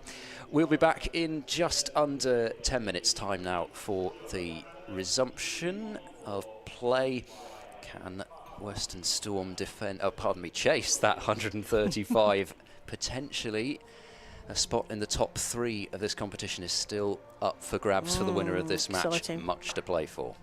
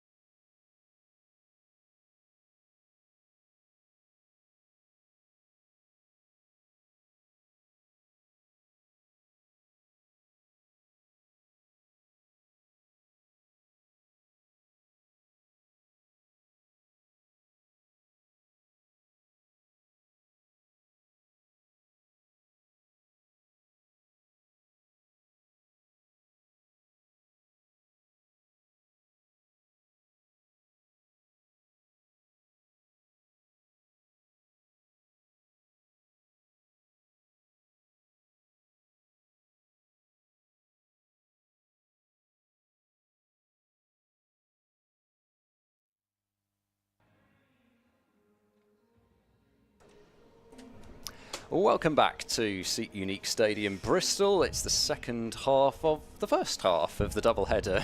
Today it's Western Storm taking on Central Sparks in the Charlotte Edwards Cup, and Western Storm have been set a total of 136 to chase Erin Burns with a terrific innings for Central Sparks, 66 from just 45 deliveries with 8 fours, supported by Davina Perrin and Abby Freeborn.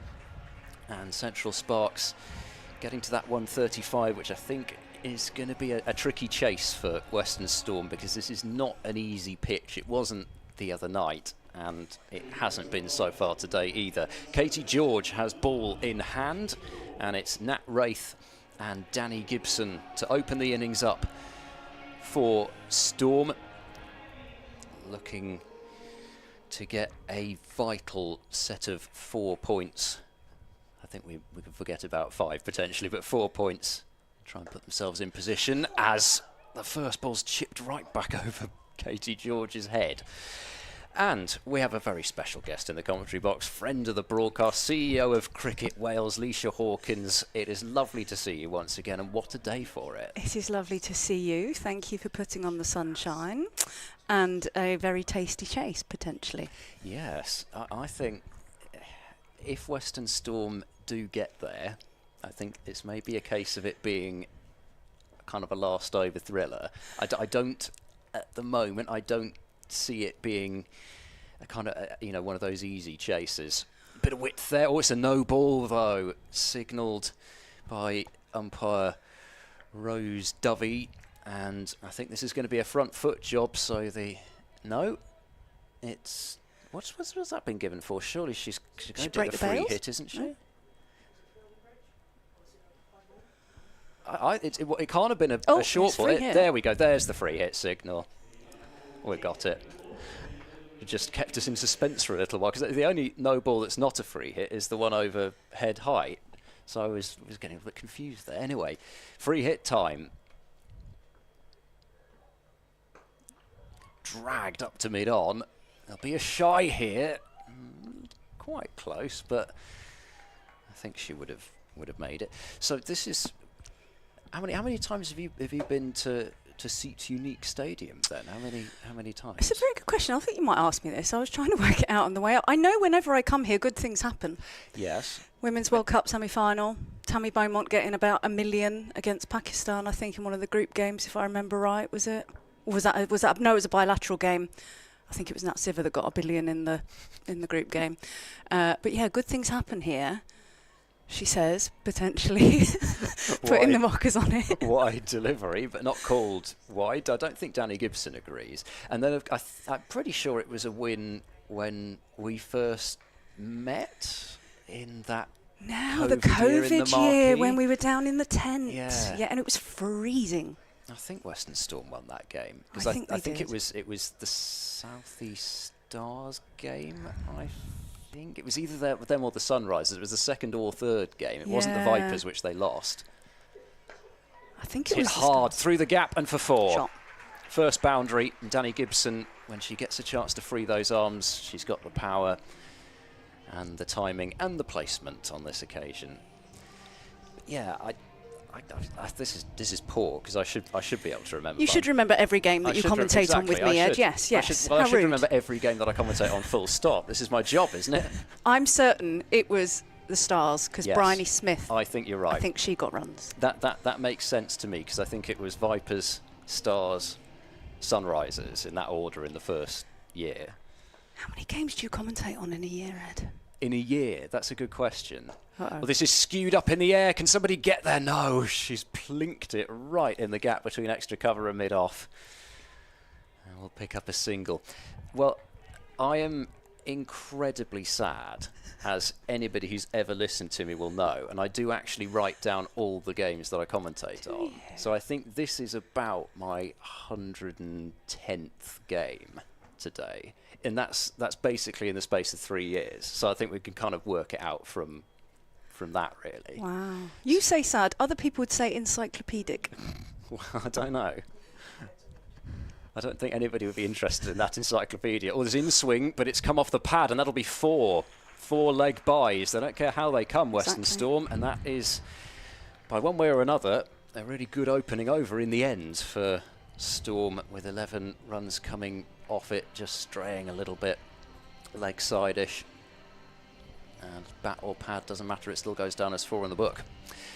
So, weather, we have to mention that. The weather at last is getting good, and I assume that means that a lot of things which maybe had to be kind of either postponed or took place in less than ideal conditions in terms of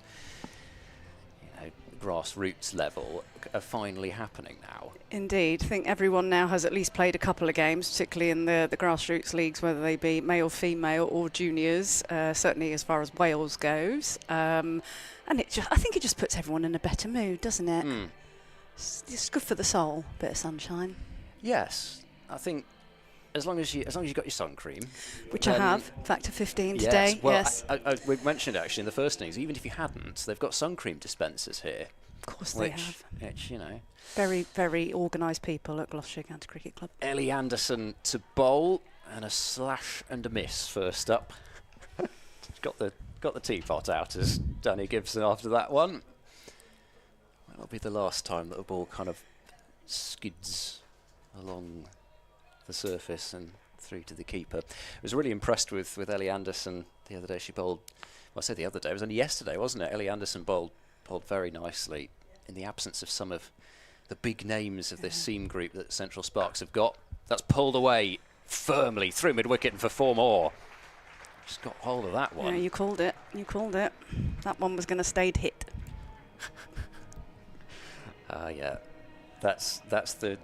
What does Claire Jenkins call it? The Mike Perkins cliche klaxon, isn't it? When she hits it, it stays hit. we've nailed it. I didn't even know that was a thing. Well, no, to be honest, I didn't know a lot of things were a thing until I first commentated with Claire. She's pushed up to mid-on for no run. Yes. Anyway, there we go. So your train journey was... Train journey was fine. Thank you very much. Good. Yes, had a little stroll down from Filton Abbey Wood. You walked all the way from there? Yeah, just thought I'd get some steps in. Oh my word. Well, today it was either go for a long run in the sun or come and watch some cricket in the sun. So I thought, I'm going to go and watch some cricket in the sun, but I thought I'd get some balance and get some steps in. Pushed away up to mid-on again. And of course, we're only a couple of days away from the Glamorgan Western Storm doubleheader. Indeed. How much are you looking forward to that? I'm a little bit excited. Can you tell? Yeah. Yes, I could tell from the clapping. The little clap in front of my face, the yeah. beaming face, yeah. Yes, I think that's going to be, it'll be, well, 2 probably, hopefully, very good games, both the women's game and then we've got, Glamorgan, have got Surrey in the evening. Oh, Surrey. Good time to play them, though, I reckon. Pushed just wide of mid-on this time, and a good piece of fielding, because actually, although it may have looked fairly routine, if she'd missed it, there would have been enough pace in the outfield to send that to the rope. Yeah. Yes, and of course, we had Surrey here a couple of nights ago, and Gloucestershire managing to squeak over the line by a couple of wickets. And you said this is the pitch that they played on? Yes, right. It is, and it's looking a lot less, actually. It looked quite green, and it deceived me 2 nights ago, because I thought normally when they look green here, they actually play very well. And I think maybe it got Surrey a bit too. 2 overs gone, 16 without loss, because I always think it's the case here, and Storm will know this, having played here as much as they have. You don't really know what's going to happen on a pitch until you start playing on it, right? Because, like I said, there was grass on it, and it's also this TV pitch, which it's the TV pitch, has produced some really high-scoring games. You think of games like the Women's ODI last year, where Sophia Dunkley scored her maiden ODI century. Yes. And then also, we've got games like there was a game in the Blast last year where Gloucestershire looked for a while as if they were going to mess up a chase of about 118. Full, wide, and slammed to mid-off, and well stopped. Further disgruntlement from the batter. Yeah. So what's coming up then? Other than that, we've got the double header. Yes. Coming up. What are the other events coming up? Absolutely. Yeah. All focus obviously on Wednesday. Although I think it's Coldplay have very rudely decided to have a concert on the same day. Which is going to, unfortunately, I fear, muck up a few people's plans to travel to Cardiff on Wednesday. But yes, that aside, we have got in Wales at least, we've got the Open Age Senior Welsh Cup, so it's ostensibly Men's Welsh Cup ongoing. The Women's 100 Ball Cup is underway as well. I think we've had 2 rounds, or two sort of rounds within the group stage of that. We have Wales versus MCC next Friday, if I'm correct. I've been on annual leave, Ed, this week, so my brain hasn't really kind of. Well, I wouldn't have known. To be honest, actually, you could have just been making all that completely up, and I wouldn't have known. But anyway, somebody will write in if I've got it wrong. It's a nicely timed shot, but can't pierce the offside field. And then what else have we got? We've had Wales National County, unfortunately, marginally not making out of their group in the T20, but they're up and running in their longer format competition. What else have I missed? Frantically racking my brain for something else. Somebody, like I say, I'll get a text message or a WhatsApp in a wee while. Somebody telling me something that I missed. But as I say, it's just great to be out, isn't it? It's June, height of summer. Life is good. It is. Oh, she gets a second go, and this time gets it through. It's been hit really hard again by Gibson, but she wasn't looking to hit it hard. She's just timed it into the gap. And from Katie George, it was a little bit of a half volley, as we'll see it again. Full and wide, and just foot towards the ball and smack.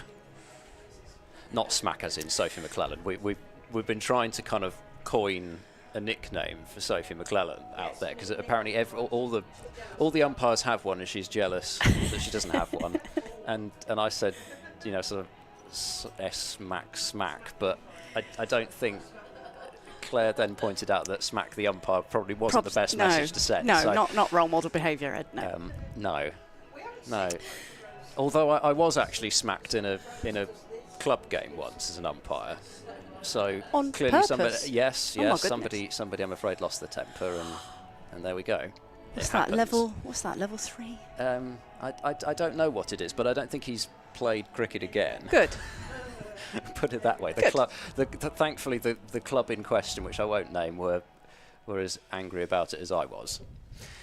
Anyway, that's a story that doesn't need to be talked about anymore. That's down the leg side, helped on its way for 4. It was just on the hip of Gibson, and she's always been strong there. Might as well have had a little sign saying, "Hit me." Yes. Sorry, that's terribly rude to the bowler. I do apologise. Sorry, Katie. Well, to be honest, I suspect Katie George would probably have agreed with you, if probably possibly not right now, but later on. When she watches it back, she would feel. I mean, she certainly would have felt as soon as she let that go that was not the line or the length that she was aiming for. No. Speaking of umpires, I'm sure you've already covered it on comms. Yes, but we can. No. I just think it's wonderful. I'm very excited about the history being made today. Yes, and of course, Claire rightly pointed out on field, which I didn't. Quite. Which I didn't say first up, which I should have done. Chopped out into the covers and stopped there. In fact, didn't she do the third umpire here on Friday? See, there's me being encyclopedic. She wasn't actually, see, and completely inaccurate. I can tell you who the third umpire was. It was Mike Burns. Of course you can. Mr. Burns. Mr. Burns, sitting there with his hands rubbing together before he presses the big red button. Excellent. I don't think he actually had anything to do all night, actually. So maybe that is what he was doing. Oh dear. Driven aerially, could be caught, and is. Out in the covers, Katie George gets revenge, and that is a big breakthrough for Central Sparks. It was hit straight to extra cover, and I think it's Erin Burns again in the action. I mean, it was temptingly there for Danny Gibson. She just didn't keep the ball down, and Burns makes another impact on the game. Yes. So although they were 2 down for not very many early as well, and they got to 136. So come on, stay positive. It should be cross though, will Gibson, because she's done so well with the ball this season consistently, and she's had a couple of 50s in the Charlotte Edwards Cup as well, so it's not as if she hasn't been scoring runs, but I'm sure she would have loved to have scored runs today as well, and really set up this chase. And it's all a Prendergast then to come out. Did you were there with us, weren't you, on that day when Ola Prendergast got that 100? But of course you had to leave. So yeah, so I didn't actually see it. No, I caught up with it afterwards. I had to go, and here's a sentence I never thought I'd say. Had to go on stage at the Welsh Conservative Party conference that afternoon. I should have noted that down to ask you how that went. It was a bit surreal, to be honest with you. But it was great opportunity to talk about what cricket's doing, importance of sport and the power of sport. So always a good platform. Anderson starting her second over and just cramping up that Wraith for room. But I mean that innings first game, and she's only actually has she? I think she may have had her birthday now. Checks notes. I'm trying to. Well, it checks slightly intermittent Wi-Fi more accurately. Okay. But has she? Yes, she has had her birthday. It was on the 1st. Guided out into the covers by Wraith. So yeah, I mean, it's almost kind of disheartening, really, when you think she's only just turned 21 as well. Yeah, so she wasn't born when I left university. Brilliant. Brilliant. Claire doesn't want you to get started. Sorry, Claire, let's not go there. Guided down towards deep third by Wraith, so she will rotate the strike and get Prendergast on strike. I mean, it just some of the timing in that innings was just incredible. She hit 1-6. I mean, you'll remember because you were there. The boundary to the leg side over towards, and I'm terrible because I can't remember what the stand is called. The one with the big daffodil stand. Yes. What used to be the Foster stand. Other beers are available, but it's not anymore. I think it's just, what is it called now? Oh God, the Welsh stand. It's next to the Croeso stand. Oh, come on, glammy people, drop me a WhatsApp or a Twitter thing and tell me what stand. We'll just call it the daffodil stand. The big daffodil stand. The big daffodil stand, yeah.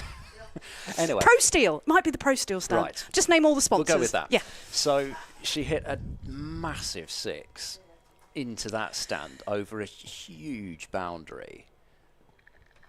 Waggling the bat waiting for the ball, but can't get a run.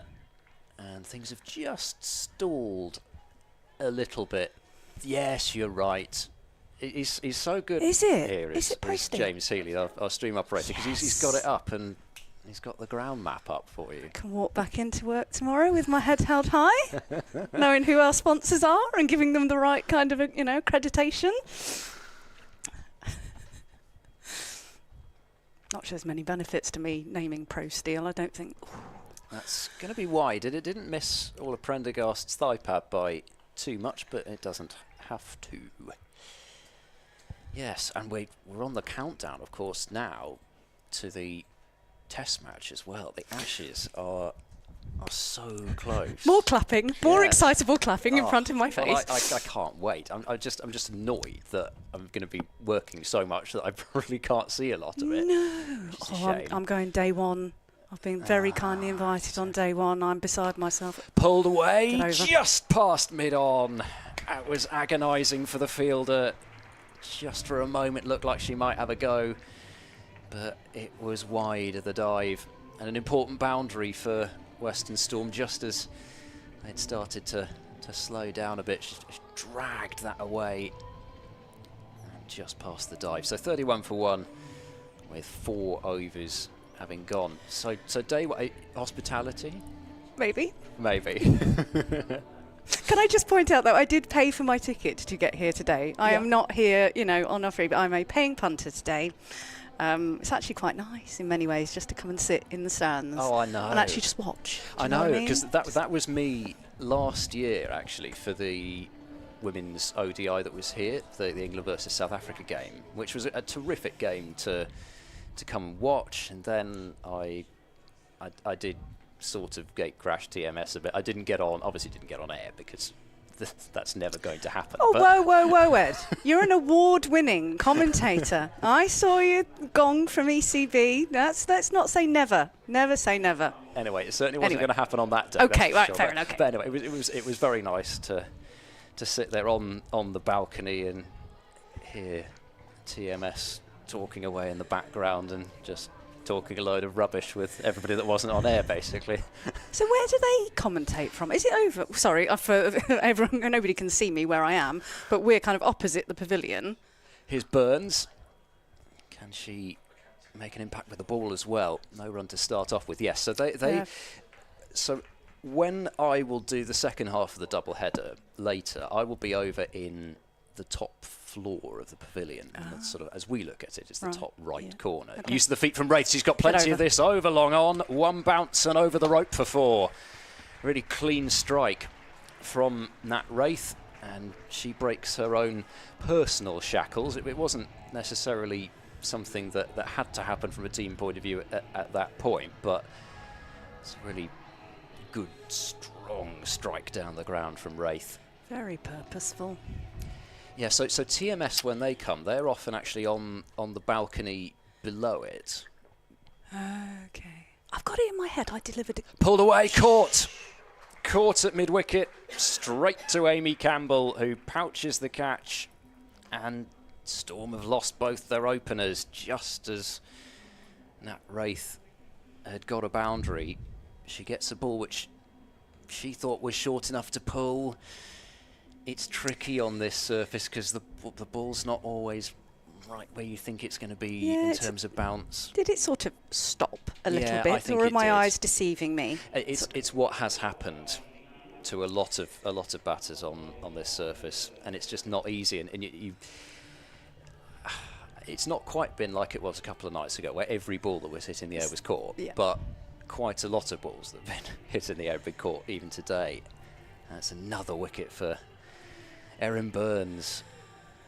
So 35 for 2, and that brings the in-form Fran Wilson to the middle.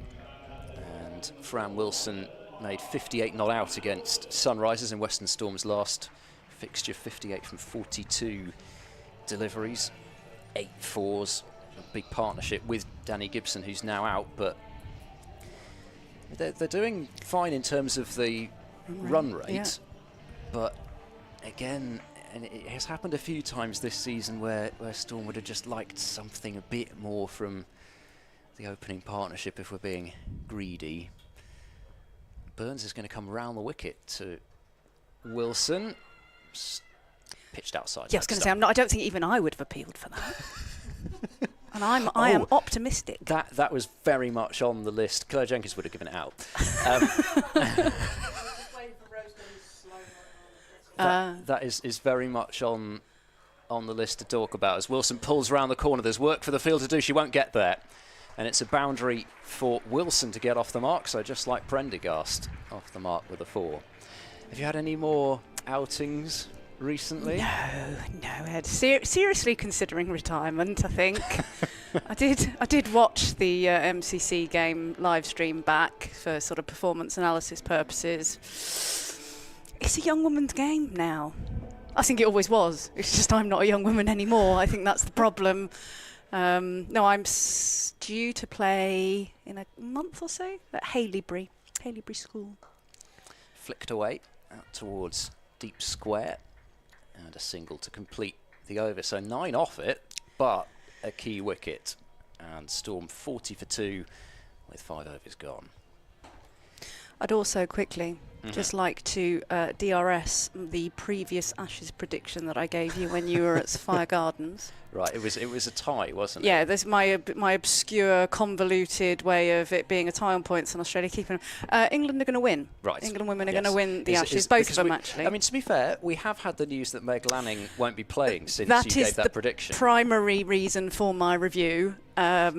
I think it's obviously very sad. I know it's been sort of reported quite discreetly, but I think that is a very sad and a very big loss. In fact, it's just not going to be the Ashes without Catherine Sciver-Brunt and Meg Lanning. That just feels weird. Yeah. Do you know what I mean? Yeah, absolutely. It is. And players who've been around for so long and bring so much to the Ashes. New over starts in a punchy off drive, only half stopped, and with this outfield, you've got to stop it fully. You've got no choice but to stop it fully. She took nearly all the pace off that, and it still rolled over the boundary. I mean, it was firmly hit, but it wasn't clobbered. Yeah. And that's not a hill, is it? There's not a slope there. No, and in fact, if anything, it's the other way. It's slightly uphill. not much, but slightly. Who'd be a fielder? I know, it's going to be crazy. And of course, there's the first women's Ashes ODI here. I shudder to think how fast the outfields are going to be for that. Pulled towards mid-wicket for no run. But yeah, I mean, what an occasion it will be. Test match, ODIs, T20s. It is, and exactly 5-day test match as well. Yes, and about time too. Yes, in my humble and personal opinion. I just can't wait to see what the scoring rate's going to be like. How they approach it. Cut away firmly. Oh, that's a beautiful shot, because she knew exactly where she was hitting that. It was firmly hit, kind of thumping cut shot in front of square, but not necessarily where you look to hit the cut shot classically, but on this surface, and finds the gap. But yeah, you know, because the Aussies said in that test match that was played against India, was it last year, I think, or last winter? Was that the one where they were batting forever? Mitali Raj just kept them out there just as a little bit of a... Smriti Mandhana got a century, which I think is probably one of the best innings I've ever seen. Yes. It was here, wasn't it? No, I was talking about the winter. Oh, sorry. Australia versus India. Sorry. Sorry, listen. No, I think I probably made it very clear. Cut towards backward point, another half stop, but this time it will just be a single. But they said, the Aussies said, we're going to play this like an ODI. And they didn't really. Actually, there was rain as well, and 4-day test match and rain. We all know how that story goes, but they didn't quite live up to what they said they were going to do. This time, I feel sure they're going to put their money where their mouth is. Well, no, Matthew Mott's my neighbour, sort of. I have Matthew Mott and Marnus Labuschagne all in the same postcode. And Michael Nessa, actually, to add to that. 3 adorable Australians, all in the same postcode. What are the chances? Another single out towards deep square leg. Anderson will complete the power play in a brief moment, but the Storm bring up 50 with 1 ball to go in that power play. And the crowd, which continues to build, enjoy that.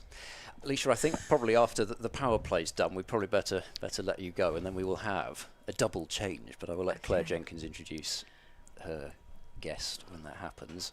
Just always quite happen yet, because it's wide. Being as I've been given an extra bonus ball, can I just do one very quick shout out? Forgive me for being overindulgent. I think this is what it's what a very it's for, personal one. My dad, Kevin, is currently in hospital. He had a hip replaced yesterday, bless him. Although he's being very punchy about how well he's recovering.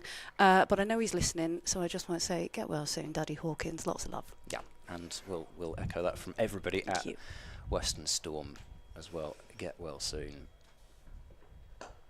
And punched back to the bowler and stopped by Anderson. And that's the power play done. Comfortable with that. 51 for 2. Glad I wasn't doing the last few overs, because I'd be pacing. Right, well, you go and get yourself an ice cream or maybe a cold beverage or two. Maybe. Thank you so much Lovely again to see you. For joining Hopefully us. catch you on Wednesday. And yeah, I'm Take sure care. we'll speak again very soon. Alicia Hawkins, CEO, will do the initial version. CEO of Cricket Wales. And we will, in a second or two, we'll bring back Claire Jenkins, and I'll let our you next guest take over, Claire. Erin Burns is still bowling from our end. Somebody said they liked that our end. Into Prendergast, who plays that forward to long on, and there's a single.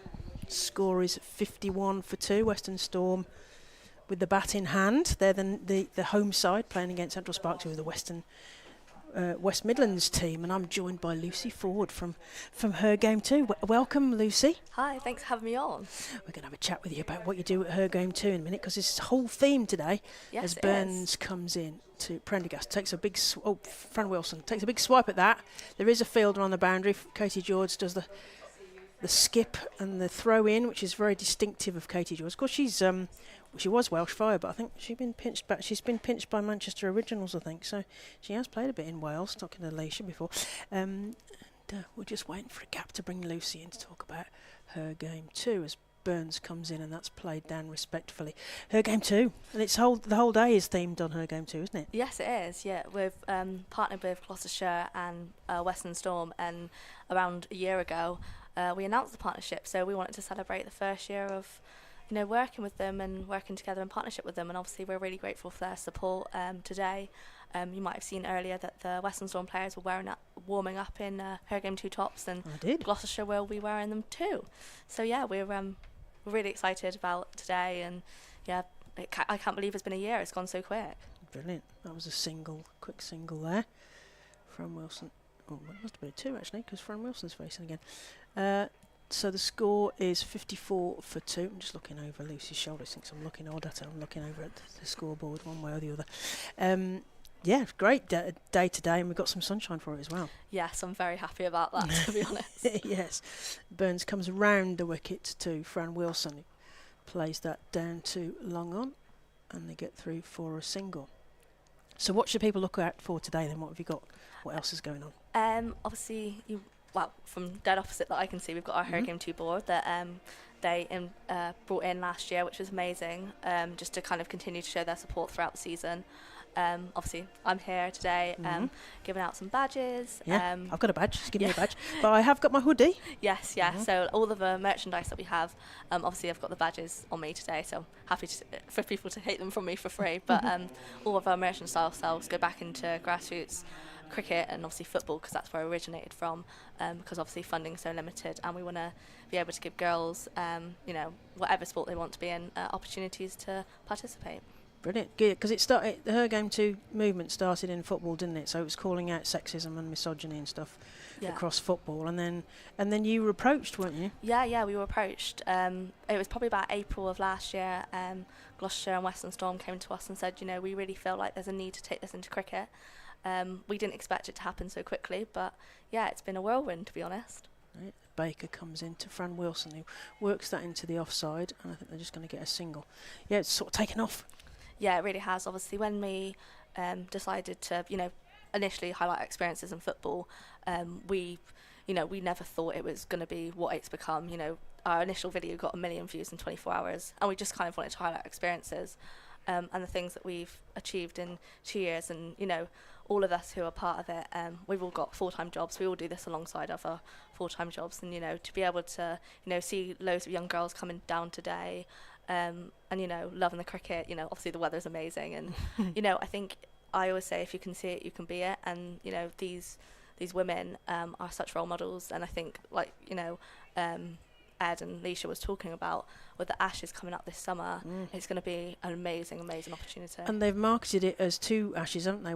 So double the excitement. So that dual marketing has made a real difference. Because I know that Edgbaston have sold lots and lots of tickets, and there's huge ticket sales across the country for the Women's Ashes, as Hannah Baker gets her hands warmed by a return from Orla Prendergast. The score is 58 for 2.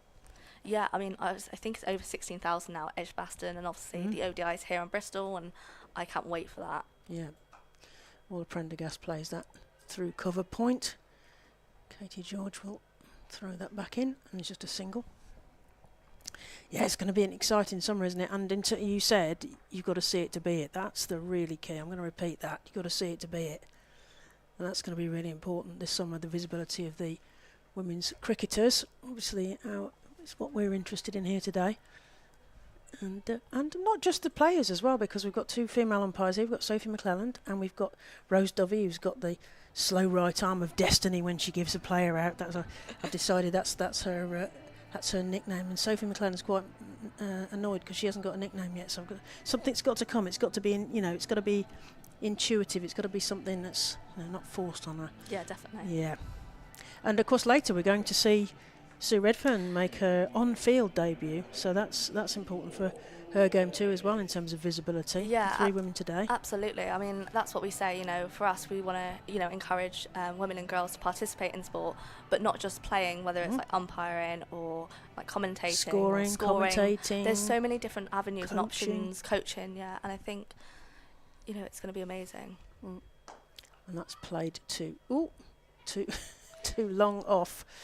Eve Jones probably picks up a bruise on there as well. That's just a single. The score is 61 for 2. Yeah, and I think, talking about like umpires and stuff, we've had it over on the football side where we've had, dedicated fixtures, when we've had female referees. I think, Rebecca Welsh is someone that's doing amazing over on the football side. She's going to the World Cup, is she not? It's a single. And obviously, with Sue today, like, this is history being made. And, to be here myself, as a representative of her game too, I think it's an honour, really. And, it's amazing to see history be made. And hopefully this is starting something really special too. Yeah, Julia Davis, whose birthday it was yesterday, just bowling that ball there. And Fran Wilson just plays it to Davina Perrin. There is no run. Yeah, it was Georgia Davis's birthday yesterday. She got out for a duck, which I thought was very mean of the Vipers yesterday. She comes into bowl from our end. Fran Wilson takes a swipe. Are we going to see the slow right arm of Destiny? No. Rose is keeping her arm down, not having that LBW there. It's good enough for me. We're at an angle, so we can't tell. Yeah, go on. And talking about birthday, it was actually mine on Friday. Was it? Happy birthday, Friday. Thank you. And obviously, I was here for Gloucestershire. Our tech man is saying that you were a little sherbeted. Was that right? No, absolutely not. And that's a lusty blow for 4, straight down the ground. And obviously, I was, obviously, it's just a rumour, is it? Yeah, it's just a rumour. Fake news, James, fake news. But yeah, obviously, for them to win on my birthday was, like I said, it was a bonus present. So yeah, that was nice of them, though, wasn't it? Yeah, and obviously it'd be amazing today to get a double win. Yeah, it'd be nice, wouldn't Fingers it? crossed. For a sort of late birthday. As Western Storm move on to 66 for 2, approaching the end of the 9th over. Georgia Davis, birthday yesterday, right arm over. Oh, and that's played into square leg. And there is a single there. That's the end of the over. 67 for 2 off 9 overs, heading towards that midway point. So what else should we know about her game today? Well, obviously, with the Guard of Honour as well, I think it's both girls' teams. I think they're Bishopson and I think it was Hawkswood. I was speaking to them earlier, and they were so excited. Actually, they took the Her Game 2 flag with them as they where the girls were coming out earlier, and yeah, they were so excited, like, I want the flag, and I was just like, okay. So I was like, I may have to give it to them later to keep. That's played too long off, but there is no run.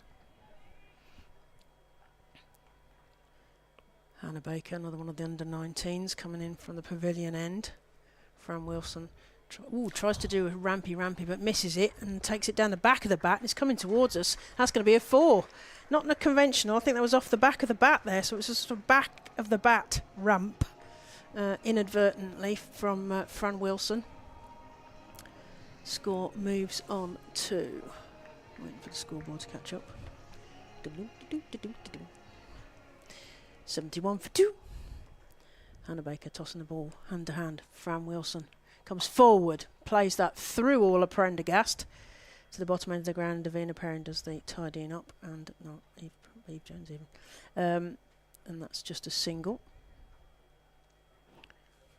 Hannah Baker. What is she going to serve up next to Orla Prendergast, who again comes forward? Oh, go through the hands. I missed that because I'm just looking through a door frame. That's 4 runs anyway. It was a beautiful shot through the covers there by Orla Prendergast. Ed was mentioning it earlier. We were at Sapphire Gardens and saw Orla Prendergast's debut, and that huge 100 and any boundary into the seats, as Ed mentioned, with those lovely daffodils on at Sapphire Gardens. She just seemed to have, like any game where a player is brilliant, they have so much time to play the ball. As Hannah Baker tosses the ball up, checks around the field. Orla Prendergast plays that off her toes, backward of square, and there's a fielder down there. Amy Campbell's going to pick that up and field that in. Just a single there. 77 for 2, a Western Storm. They're the home team in the green, batting against Central Sparks, who are West Midlands team, the 8 regional centres of excellence playing here in the Charlotte Edwards Cup. Fran Wilson plays that to short third, but there's no run there. Yes, this is the Charlotte Edwards Cup, so we're at Bristol. It's the end of the over. 77 for 2. It's the halfway stage now, so we'll have to get Ed to do the numbers, but I think they're on target, aren't they? They are 140. Yeah, they'll be well ahead. So Central Sparks will be. There's the worm on the live stream for you. Central Sparks will be wanting to get some wickets here to slow this up a little. As we see Bethan Ellis come on to bowl from this end. She did. I was at Edgbaston doing a commentary yesterday for Central Sparks versus Vipers, and Bethan Ellis had a day out with the ball. Let me tell you. She took. No, I mentioned it a bit earlier. She took 4 for 29, but they were key wickets: Wyatt, Elwes, Windsor, and Harmon yesterday. So she was on one yesterday. And what's she going to make of the conditions here at Bristol? I wonder as she comes in. It's a sort of medium pace, right arm over the wicket to Orla Prendergast, who plays that straight to the fielder at cover, Georgia Davies, I think, and there is no run. So what else should we know about her game 2 today? I mean, you know, obviously, like I said, we did initially start in football, but obviously we're not just focusing on that. Obviously, like I said, the football was obviously having a little bit of a break before, you know, the Women's World Cup and the season restarting in August. But, you know, we really want to highlight what we're doing in cricket. You know, we're partnering with grassroots clubs, you know, making sure that they've got things such as like sanitary products in the toilets. You know, if anyone experiences anything, you know, untoward at a game, whether it's abuse of any kind, then they can report it. So obviously clubs like our county partners have reporting systems in the stadium, which is really important, but we also have a reporting system on our website. That's reversed. If you go to, that's by Fran Wilson, and then that's going to be going away for 4. Yeah, certainly is. He's certainly, yes, 82 for 2 there, Western Storm. Yes, so reporting, making it nice and simple to people to report. And that's the thing, because when we initially did a survey on the football side, one of the things that was really kind of clear to us was people not knowing how to report, not feeling comfortable to report. So we felt like if we had somewhere that people could go to report anonymously, or, you know, they can give their name so we can pass it on to the clubs, and, you know, action can be taken and be followed up it's really important. So that's on our website, hergame2.com/reports. I'm sure that people can find that. Through our Twitter as well. Fran Wilson awaits Bethan Ellis's next delivery. She plays at that through the cover point area, and that's going to get fielded, and just the 1 run.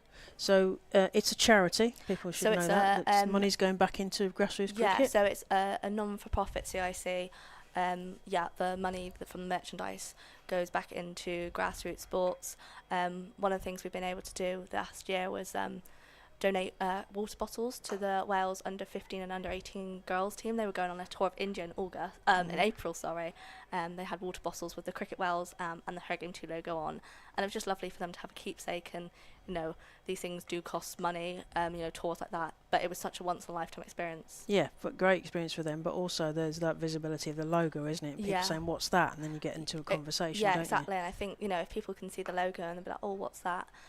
You know, obviously we're always happy to talk about it, and it's so important. And like I think you mentioned before, visibility is a massive thing. Yep, that's 84 for 2 at the end of the 11th. So it's a charity. You've all got day jobs, so you're doing it on top of everything else. Yes. It's about reporting and calling out sexism and misogyny. And it's also about encouraging girls and women to come along to games or to participate in sport in any way they can. Like I said, you know, obviously we really want to champion like players, but we also want to, like I think today, like with Sue and umpires and scoring and you know, coaches, and, you know, with that as well. But also, like I said, support the grassroots. We've got some really wonderful grassroots partners, you know, across the country. I mean, in Bristol, we've got Golden Hill and French A, who are partnered with, and, you know, just to, like, you know, see them with the flag. Or because you mentioned grassroots, which remind me that we've got a female ground staff here, haven't we, as well? So she's a role model as well for people absolutely. To get into it. So Erin Burns comes from the pavilion end, and Prendergast goes underneath the bat. There's no run there. Yeah, obviously, you know, I've seen what Meg's doing, and you know, our article with the ECB was a real really interesting insight, and like so she's a role model to others. Yeah. Oh. Yeah, it's gone up in the air and it's going to go into a good to go. Oh, over her head. Oh, went through the fingers of the fielder there. I thought we were going to get a catch then. We were both going, ooh. Yeah, you could just see it just looping up. Yeah, and it was just coming down. It seemed to just hang in the sky. So, 51-run partnership for Western Storm. They're moving the score on here. It's looking good for Western Storm. Leisha Hawkins will be happy. Erin Burns, right arm over to the right-handed Orla Prendergast, who can't get that away, just struggles with the timing on that particular ball. She's on 19 and Wilson's on 31 off 35.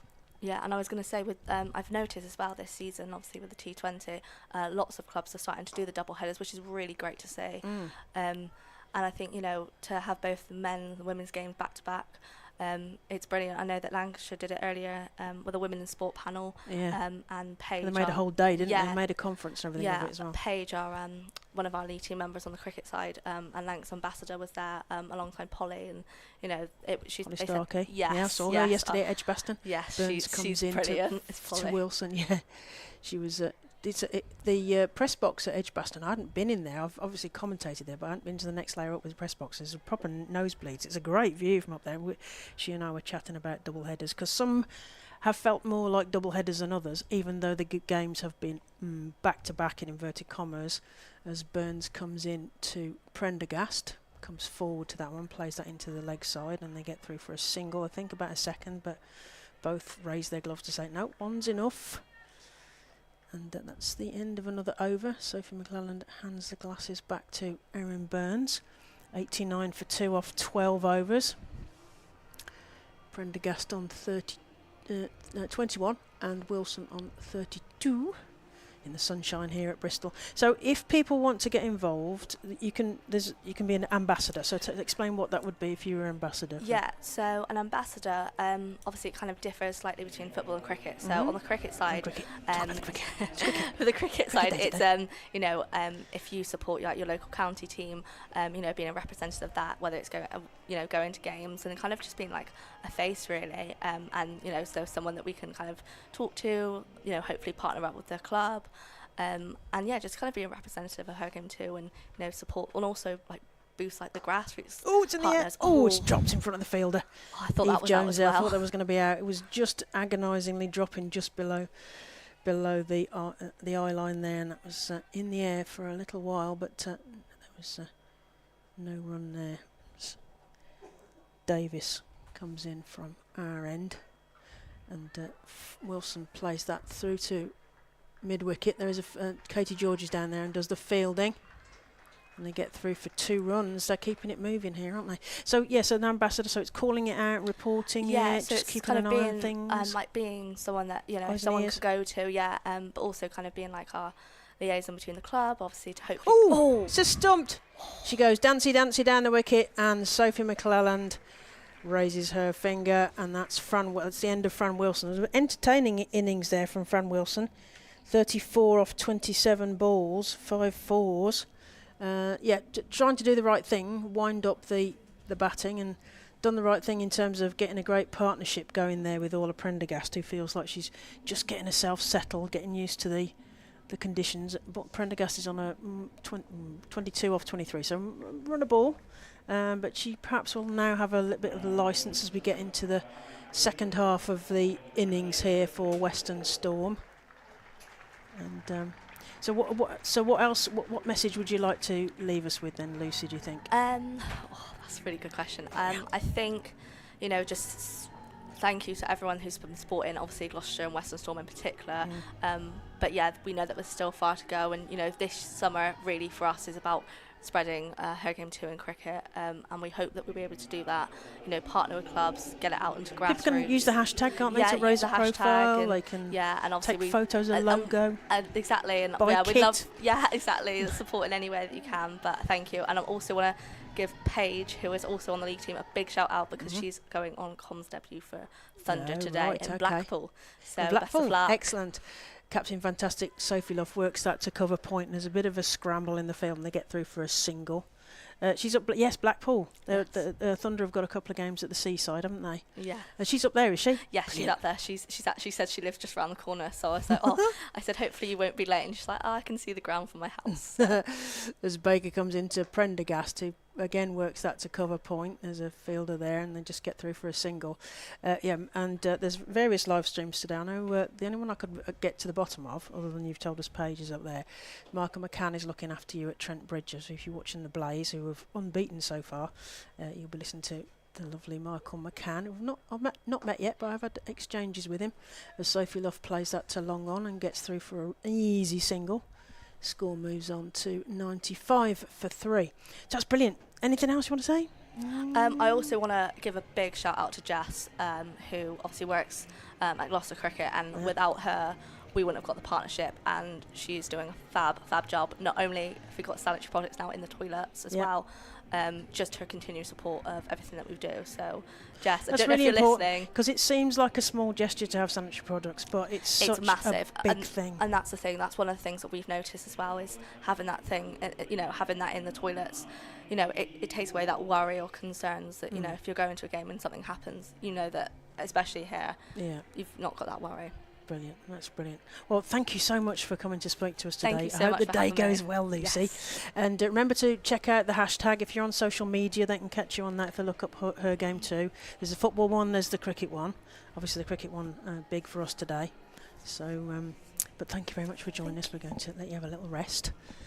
We're going to bring back Ed Seaborn, because I'm not letting him rest. He's sitting he's got his sunglasses on, so he's about to go into full Top Gun mode. Now he's got his shades on as Katie George comes in from the pavilion end to Orla Prendergast. Sophie Luff, who plays that to point, and they get through for a single. Crikey, Sophie Luff did a half a round around the back of the bowler as well there. Extra runs there. Hello, Ed. Hello. Welcome back. Fancy seeing you here. Look, Leisha Hawkins, thank you for interviewing her. She's left us with some Welsh I didn't cakes. even notice. She left us. When did she do that? She gave them to me because she knows that I should keep an eye on them when you're around. Otherwise, I won't get one. Oh, what is that? And James has got his eye. He didn't realise that they'd snuck in Welsh cakes as well. So Katie George, she's right on the 25-yard circle coming in there. Is about to bang one in. Yeah, left arm round to Orla Prendergast, who just dismisses that to the cover. And there is a single. Well, what do you making of this, Ed? Yeah, I think they were kind of cruising, actually, almost, with Prendergast and Wilson at the crease, but a lovely piece of bowling from Hannah Baker managing to break that partnership, and it's always good to see a leggy giving the ball a rip, isn't it? And that's exactly what she did, lured her down the pitch. Great word. Tempted her into a big shot, and the ball turned a long way. Yes, Katie George with ball in hand, left arm at round. Sophie Luff, just watches that go past us on the leg side, and Sophie McClelland signals a leg wide down the leg side, testing out Abby Freeborn there, who I'd like to see in a hat, I have to say, on a day like today, even if she's even with all that hair. Even with all that hair, yes. I have to be in all sorts of, as you mentioned, sun cream. I have to be in high factor, fair-skinned and thin hair, unfortunately. Katie George round the wicket to Sophie Luff, comes forward and tries to play that through the point, but Davina Perrin swoops that up and there is no run. Yeah, well, I just think, really though, despite that wicket, if Storm lose the game from here, they'll be absolutely livid. Not just because they know what it means, a chance to go into that final round of matches still with the opportunity of making finals day, but it's just under a run of ball. There are wickets in hand. They should win the match. Yeah, Luff watches that go almost over her head. Discussion about one for the over. Signals Sophie McClelland. George is having a laugh with Sophie McClelland there. I don't know if that was what a you're giving me for that. Yeah, the regulations are different for wides and no balls between the international stuff and the UCB. So they call them no balls in English domestic cricket, and it's the only place in the world which calls a ball overhead height a no ball. George bangs one into Sophie Luff, who plays that and is almost running before she's even hit the ball there. There's a quick single there. The reason is because in the MCC laws, it is a no ball. So in club cricket, it's also a no ball because the MCC law that governs it is dangerous and unfair bowling. But in this kind of level, it's not really kind of either. So I think that's why it's ended up being a wide at international level. And I think Katie George is doing well to get that sort of bounce off this pitch as Sophie Luff plays that very efficiently. There's a bit of misfield on the boundary there. Erin Burns of all people. No, as you say, you use the phrase collector's item. It's unusual to see Erin Burns misfield. That was a 4 there. Nice shot up and over. Straight drive is always valuable, as Ed mentioned earlier. She just gets her body all over it and then unfortunately deflects it over the rope there, Erin Burns. Yes. Something else that she'll not want to replay later. No, we'll replay that. I mean, we can make excuses in terms of the outfield being hard, abrasive, tricky, whatever, but I don't think Erin Burns would want to hear any excuses with that. No, she sets a high standard for her fielding. You'd expect her to cover that one. I think, yes. And actually, neither side has been blemish-free today, and I mean, it wasn't a terrible fielding performance by Storm by any means, as Baker starts her final over, and just be the one down to long on. But they fielded so well in both those games at Taunton. I don't think they missed a single ball, especially in that second. And you've got to field well at Taunton, haven't you? Because that's a really fast outfield. But that last home game against Stars, I don't think they missed a ball. They saved so many runs. It was one of the best fielding performances I've seen. Use of the feet from Prendergast, but can't get it past the fielder at extra cover. So I suppose, in a way, anything was going to be a bit of a drop-off from that. Yep. This is pulled hard, but should just be the one. Katie George would have been at least as much of a collector's item as Erin Burns if she'd misfielded that. Yes. Some of the catches she took in the 100. I love the skip. Last year. You notice it when she picks the ball up. She has this sort of skip and throw. It's almost like sort of timing it up, isn't it? It's almost like part of the routine. I might think about 2, but I'm not going to do that to the edge of the circle, and certainly not to Erin Burns. She's now moved into the circle for. Yeah. Because Sophie Luff played a captain's innings. She was obviously trying to protect that thing, came in late, but was 13 not out against Sunrisers in the freezing cold at Northants when I was watching in the week. Again, using the feet and fielded at extra cover. So 3 runs off this over.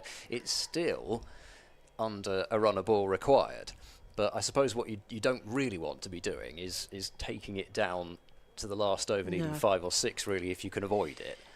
Which, with wickets in hand, they can, as that slapped wide of mid-off will just be the one.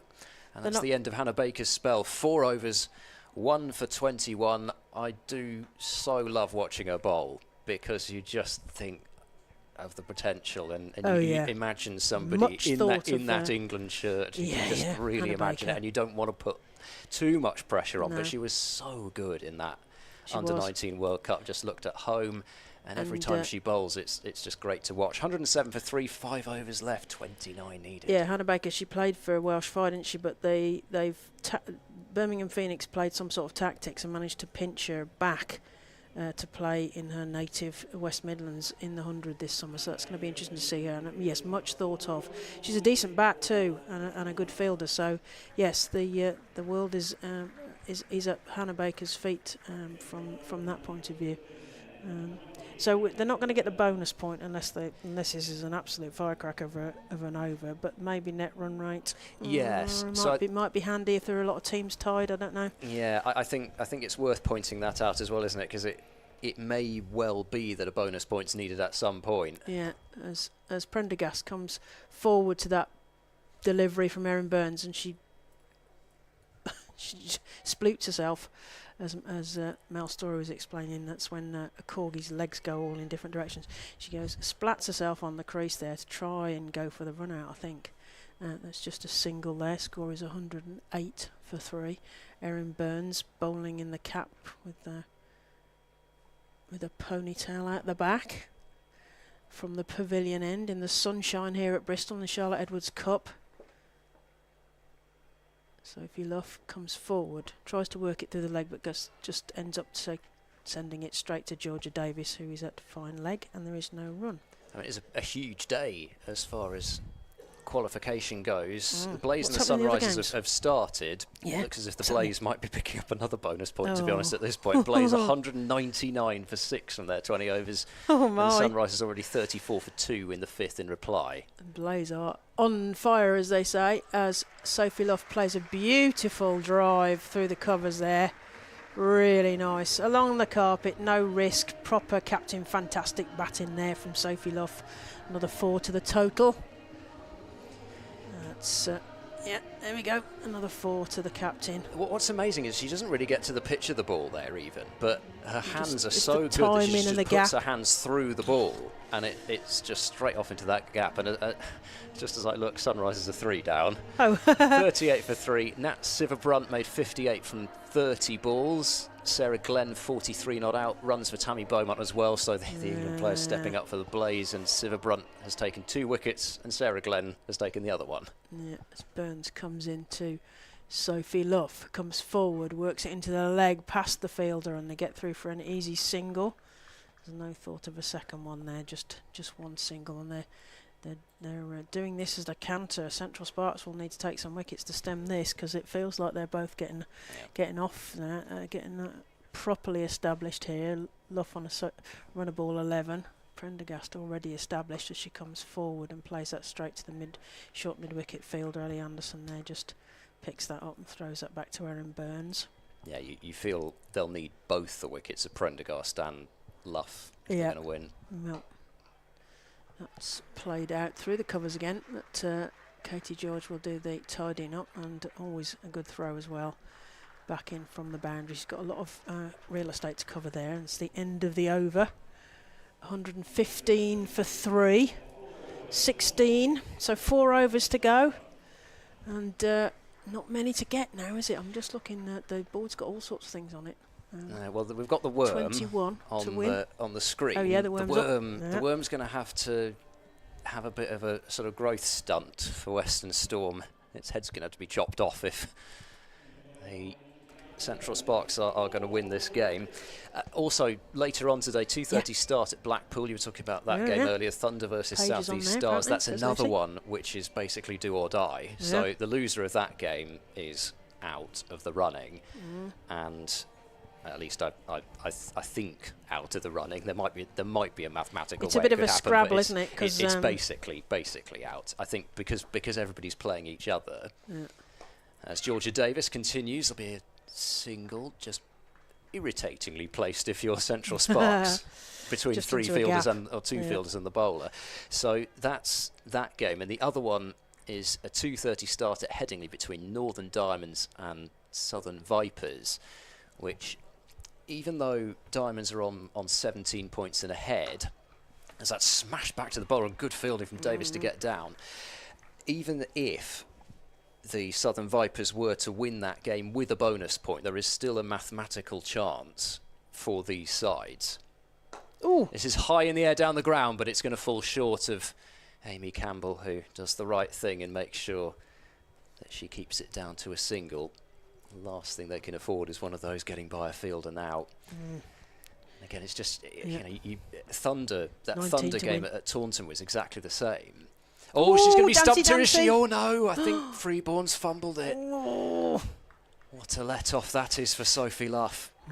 Almost a pretty much, well, obviously not an exact repeat performance of the Fran Wilson dismissal, because Davis is turning the ball the other way, but there was a big chance on there. She was well out of her ground and just into the wrists. A little bit of extra bounce there. The slight variation in bounce in the pitch, I think, is what's done Abby Freeborn there. Yeah. Sophie McLaren does the rebuild. So that I'm afraid it's another let-off for a Western Storm batter in this inning. She's going to use her feet again, and this time chip the fielder at mid-wicket, and this will go to the boundary. I think, two fielders after it. Katie George can't get there, and how often do you see that? After a chance, the next ball goes for 4. Yeah, you were saying that the other day. I remember you saying that. Yeah, it is a thing, isn't it, really? Yeah. It's almost like you're given you're given a license because you're like, well, I really should, by all rights, I shouldn't be here necessarily. Yeah. And how many times is Sophie Luff going to come down the pitch and miss it twice in a row? It's just she's so good at using her feet, it doesn't tend to happen. This time she just checks the shot though, and so no run to complete the over. 15 needed off the last 3. Yeah. So both these sides on 8 points at the moment. Vipers on 13. But playing Diamonds, who are in second place later on. So bonus points out of reach for both the two sides, but the winner will go to 12, and then potentially, even if Vipers were to win with a bonus point win would get the winner of this side level with Diamonds, and then it would come down to net run rate in the last round. So again, it doesn't seem very likely because there's such a difference in net run rate, but you never know. And so that, if that's not too confusing, that's basically the takeaway is the loser's basically out and the winner is still alive. And the short story is that by the end of today, the picture is going to be much clearer than it was in terms of who's going to make it through. They've got another round on Wednesday of games, as well as Bethan Ellis comes in from the far end, and that's played to the fielder. Should be cross to have missed out there, Prendergast, because she got a full toss, and you can see in her body language she's almost trying to even work with out her back to us, how did that not eyes go for lighting 4? up. Yes, Bethan Ellis, she did well yesterday. What can she conjure up for Central Sparks? They need wickets. Prendergast comes forward and chips that over the bowler, and that's going to get stopped on the boundary there, and that's just the one. Oh, let's get to 2. 2 runs to the total, 2 more chipped off. I like how straight Prendergast is trying to hit the ball today. Yeah. She did struggle a little bit here, but then she wasn't the only one. Basically everyone from Western Storm struggled in that game against the South East Stars that was played here earlier in the season, but she's looking to hit a lot straighter. Ellis to Prendergast, plays it up and over the mid-wicket, and it's going for 4. An easy 4 there. She picked a nice gap there. And this is what Prendergast did at Sophia Garden. She just seemed to have so much time on the ball. Now she's got herself in terms of the timing and making everything into almost like an easy full toss up and over the field. That's the area that she targets when she goes the biggest. That was that sort of area, that 6 I was talking about with Alicia earlier. She had a 6 at Taunton in that same area. No, it's not muscled, is it? It's all timing. As she comes forward, dabs that towards point, but there is no run. Yes, 9 to win off 14 balls. Well, they might have to run all of them. They might. Sophie Love just doing a bit of gardening, a bit of prodding down, and a quick chat to all of Prendergast. But that's the boundary that really takes the pressure off now, and it also means that Sparks are probably going to have to bring that infield just in closer and closer. Yep, Ellis to Prendergast, comes forward and plays that to long on. There's a fielder there, and they just get a single. It just feels like, kind of feels like the inevitable. Oh, yesterday, it was got much more exciting as the balls went on, but when you're ahead of the deliveries, and it is much easier. 2 wickets in 2 balls, something like that. 8 runs that's to what win. They need, Central Sparks. Ellis into Luff this time. Again comes forward, that plays that down to long on and trot through again. Central Sparks can't afford this. They need to put the squeeze on if they're going to get some wickets, so they're going to keep themselves alive in this competition. But it certainly looks like Western Storm are in the box seat here, Ed, as we head into the last few. Yeah, and I'd be interested to see who they go to, because they've used up both their, I guess, I'm not going to say front line, because Georgia Davis has been magnificent this season, but they've used up the 2 spinners who've taken the wickets today, Erin Burns and Hannah Baker, and so they've got a choice of whether they go spin or whether they go seam. But I think the way that Luff has been dancing down the pitch, and Prendergast actually against the spin, I think they've almost had to go back to seam here. I think Eve Jones is playing. Sorry to interrupt you there. I think Eve Jones is playing. This is her last. This is like the last card to play here by bringing Katie George back on, because this could be a very quick finish or a tumble of wickets, as you say. It's kind of last It's orders at last chance this saloon is the last chance now. for Central Sparks now. With 7 runs. Because Katie required. George took 3 catches at Cow Corner yesterday off Bethan Ellis. Yes, they kept hitting it to her, didn't they? Off, I beg your pardon, Erin Burns, Fulton, Adams and Dean. It was almost like it was just a repeat of all 3. She'll be coming round the wicket then, trying to cramp up Prendergast, who won't get a run there. Pardon me. Yeah, it was funny that it reminded me a bit.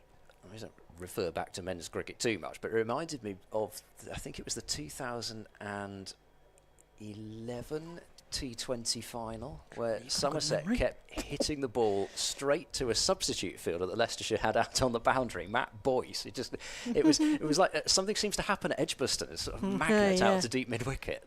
This is Fulham wide, and again can't get it through Katie the George infield. has got her sat nav on. Full wide Yorker and slow, not much pace to use. Luff tried to use it. She'll be pondering things a little as she walks over to mid wicket. Like I say, you don't want to leave yourself an awkward sort of 5 or something off the last over. You want to whoever would bowl not be relying on how many deliveries is left. Well, it'll be Ellie Anderson. Short, and they might think about 2 here. It's been hit very softly. Luff isn't going to get back. It's such a short throw, even though the fielder had a lot of work to do. It's just not. It's not worth taking that risk because you get a new batter in, and then they've got to take a couple of balls to get themselves set. And these are, I mean, it's not like one batter needs to be on strike here. Either of these can do this quite simply. And I mean, I suppose the question is, could Prendergast get to a 50? Well, she's not going to be thinking about but we can do that. But we can think about it for we can her. think about it. Yeah. Katie George is shifting some fielders, sending Erin Burns to the boundary at mid-wicket. Yeah, I mean, it's going to take some doing for Prendergast. She'd need to hit probably a 4 and a 6. Something like that, with 6 needed. Third's come up. Another slower ball. They'll be pushing really hard here because there's a long way for the fielders to go. But again, it's just the case that the outfield's almost too quick for 2s sometimes. But again, it's 5 just to win not off worth 8 the run balls. out.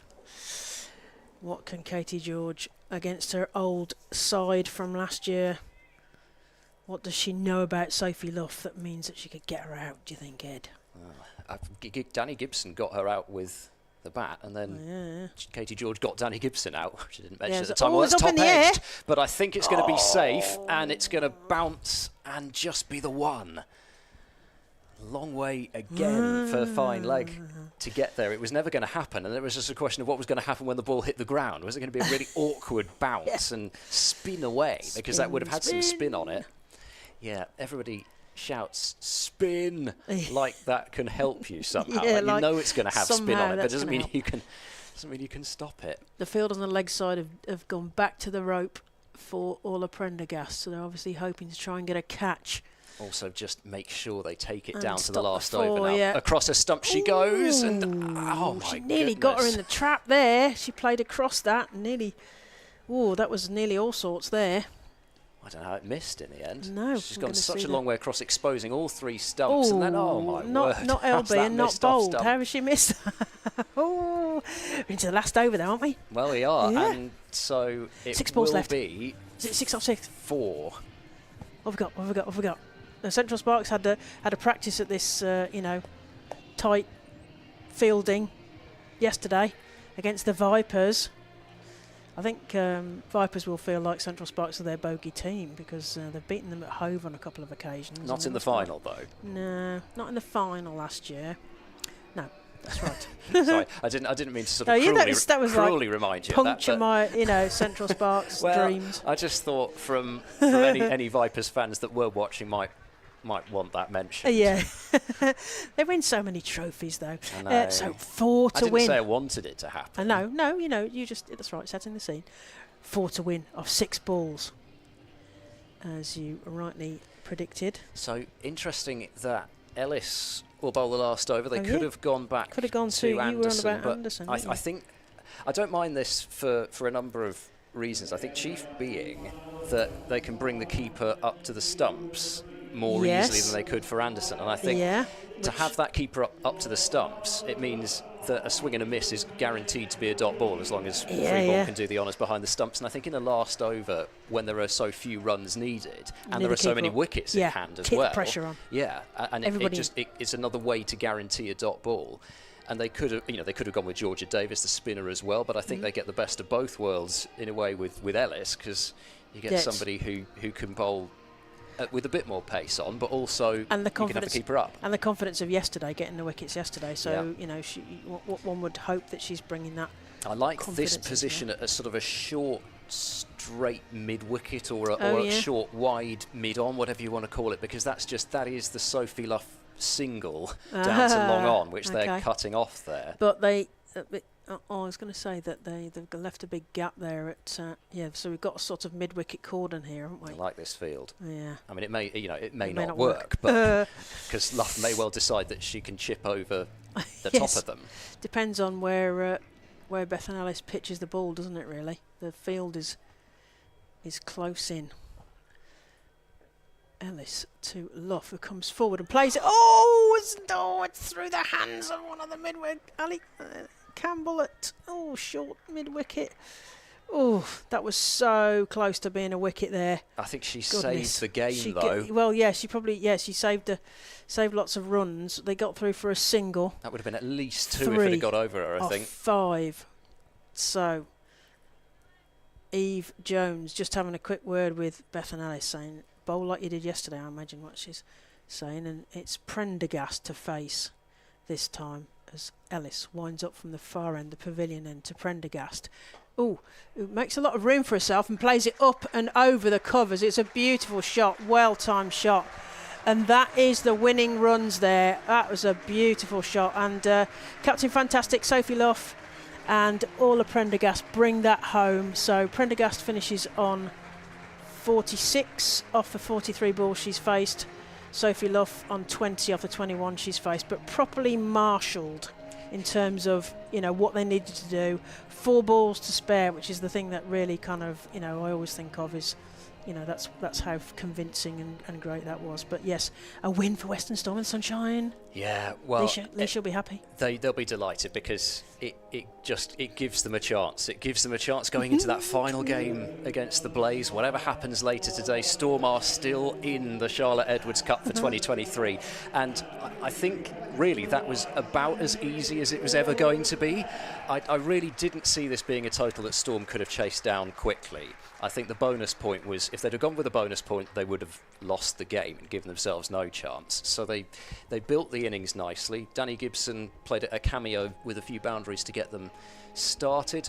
And then, as you say, it was that Prendergast-Wilson and then Prendergast-Luff partnership where they did just guide Western Storm home safely enough. There was still a little bit of jeopardy, but you always felt that Sparks were going to have to bring some fielders up.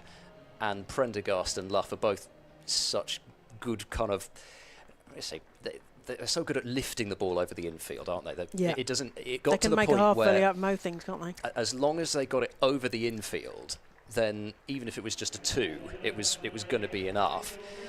And it wasn't necessarily a sort of ever going to be a pitch which you were going to be able to just launch the ball off, I don't think. And I think they've played really well there at Western Storm. There would be a couple of things which they'll still potentially feel they can work on ahead of the next game in just a few days' time. But on the whole, I think they'll be quite happy. And for Sparks, from their point of view, obviously they will rue this game now, because where do you think it went wrong for them?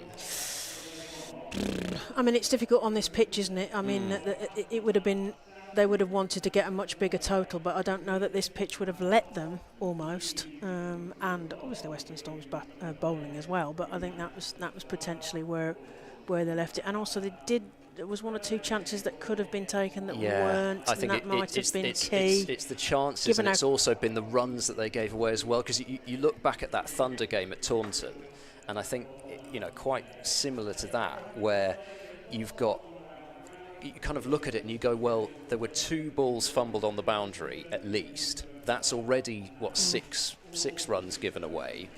And if you add those 6 runs on, then they would still need 6 runs from the last 4 balls, and they would have every chance of winning it. So I think, neither side were perfect in the field, but I think Storm were probably marginally better in all 3 departments, and they have come away with the 4 points, which means that for now they will jump all the way from 7th up to 4th in the table. It may not last until the end of the day. In fact, it won't last until the end of the day, unless there's a tie between the Thunder and the South East Stars. But they have a chance, and we will have every ball of that game at Cardiff in 3 days' time. It's you and I are together again. Double header. We are 2:30 start for that one, as the Western Storm take on the Blaze, the unbeaten Blaze. Yes. They'll be looking to stay unbeaten there. Thank you very much for your company in this game. We've got the T20 blast still to come between Gloucestershire and Middlesex. Normally we would say goodbye, but it's not actually goodbye today as far as I'm concerned, although I'm heading over to the other side of the ground. But the Western Storm have won this game by 7 wickets, and they stay alive in the T20 competition. So until June the 7th, it is goodbye from myself and Claire as far as Western Storm are concerned, and enjoy the rest of your day.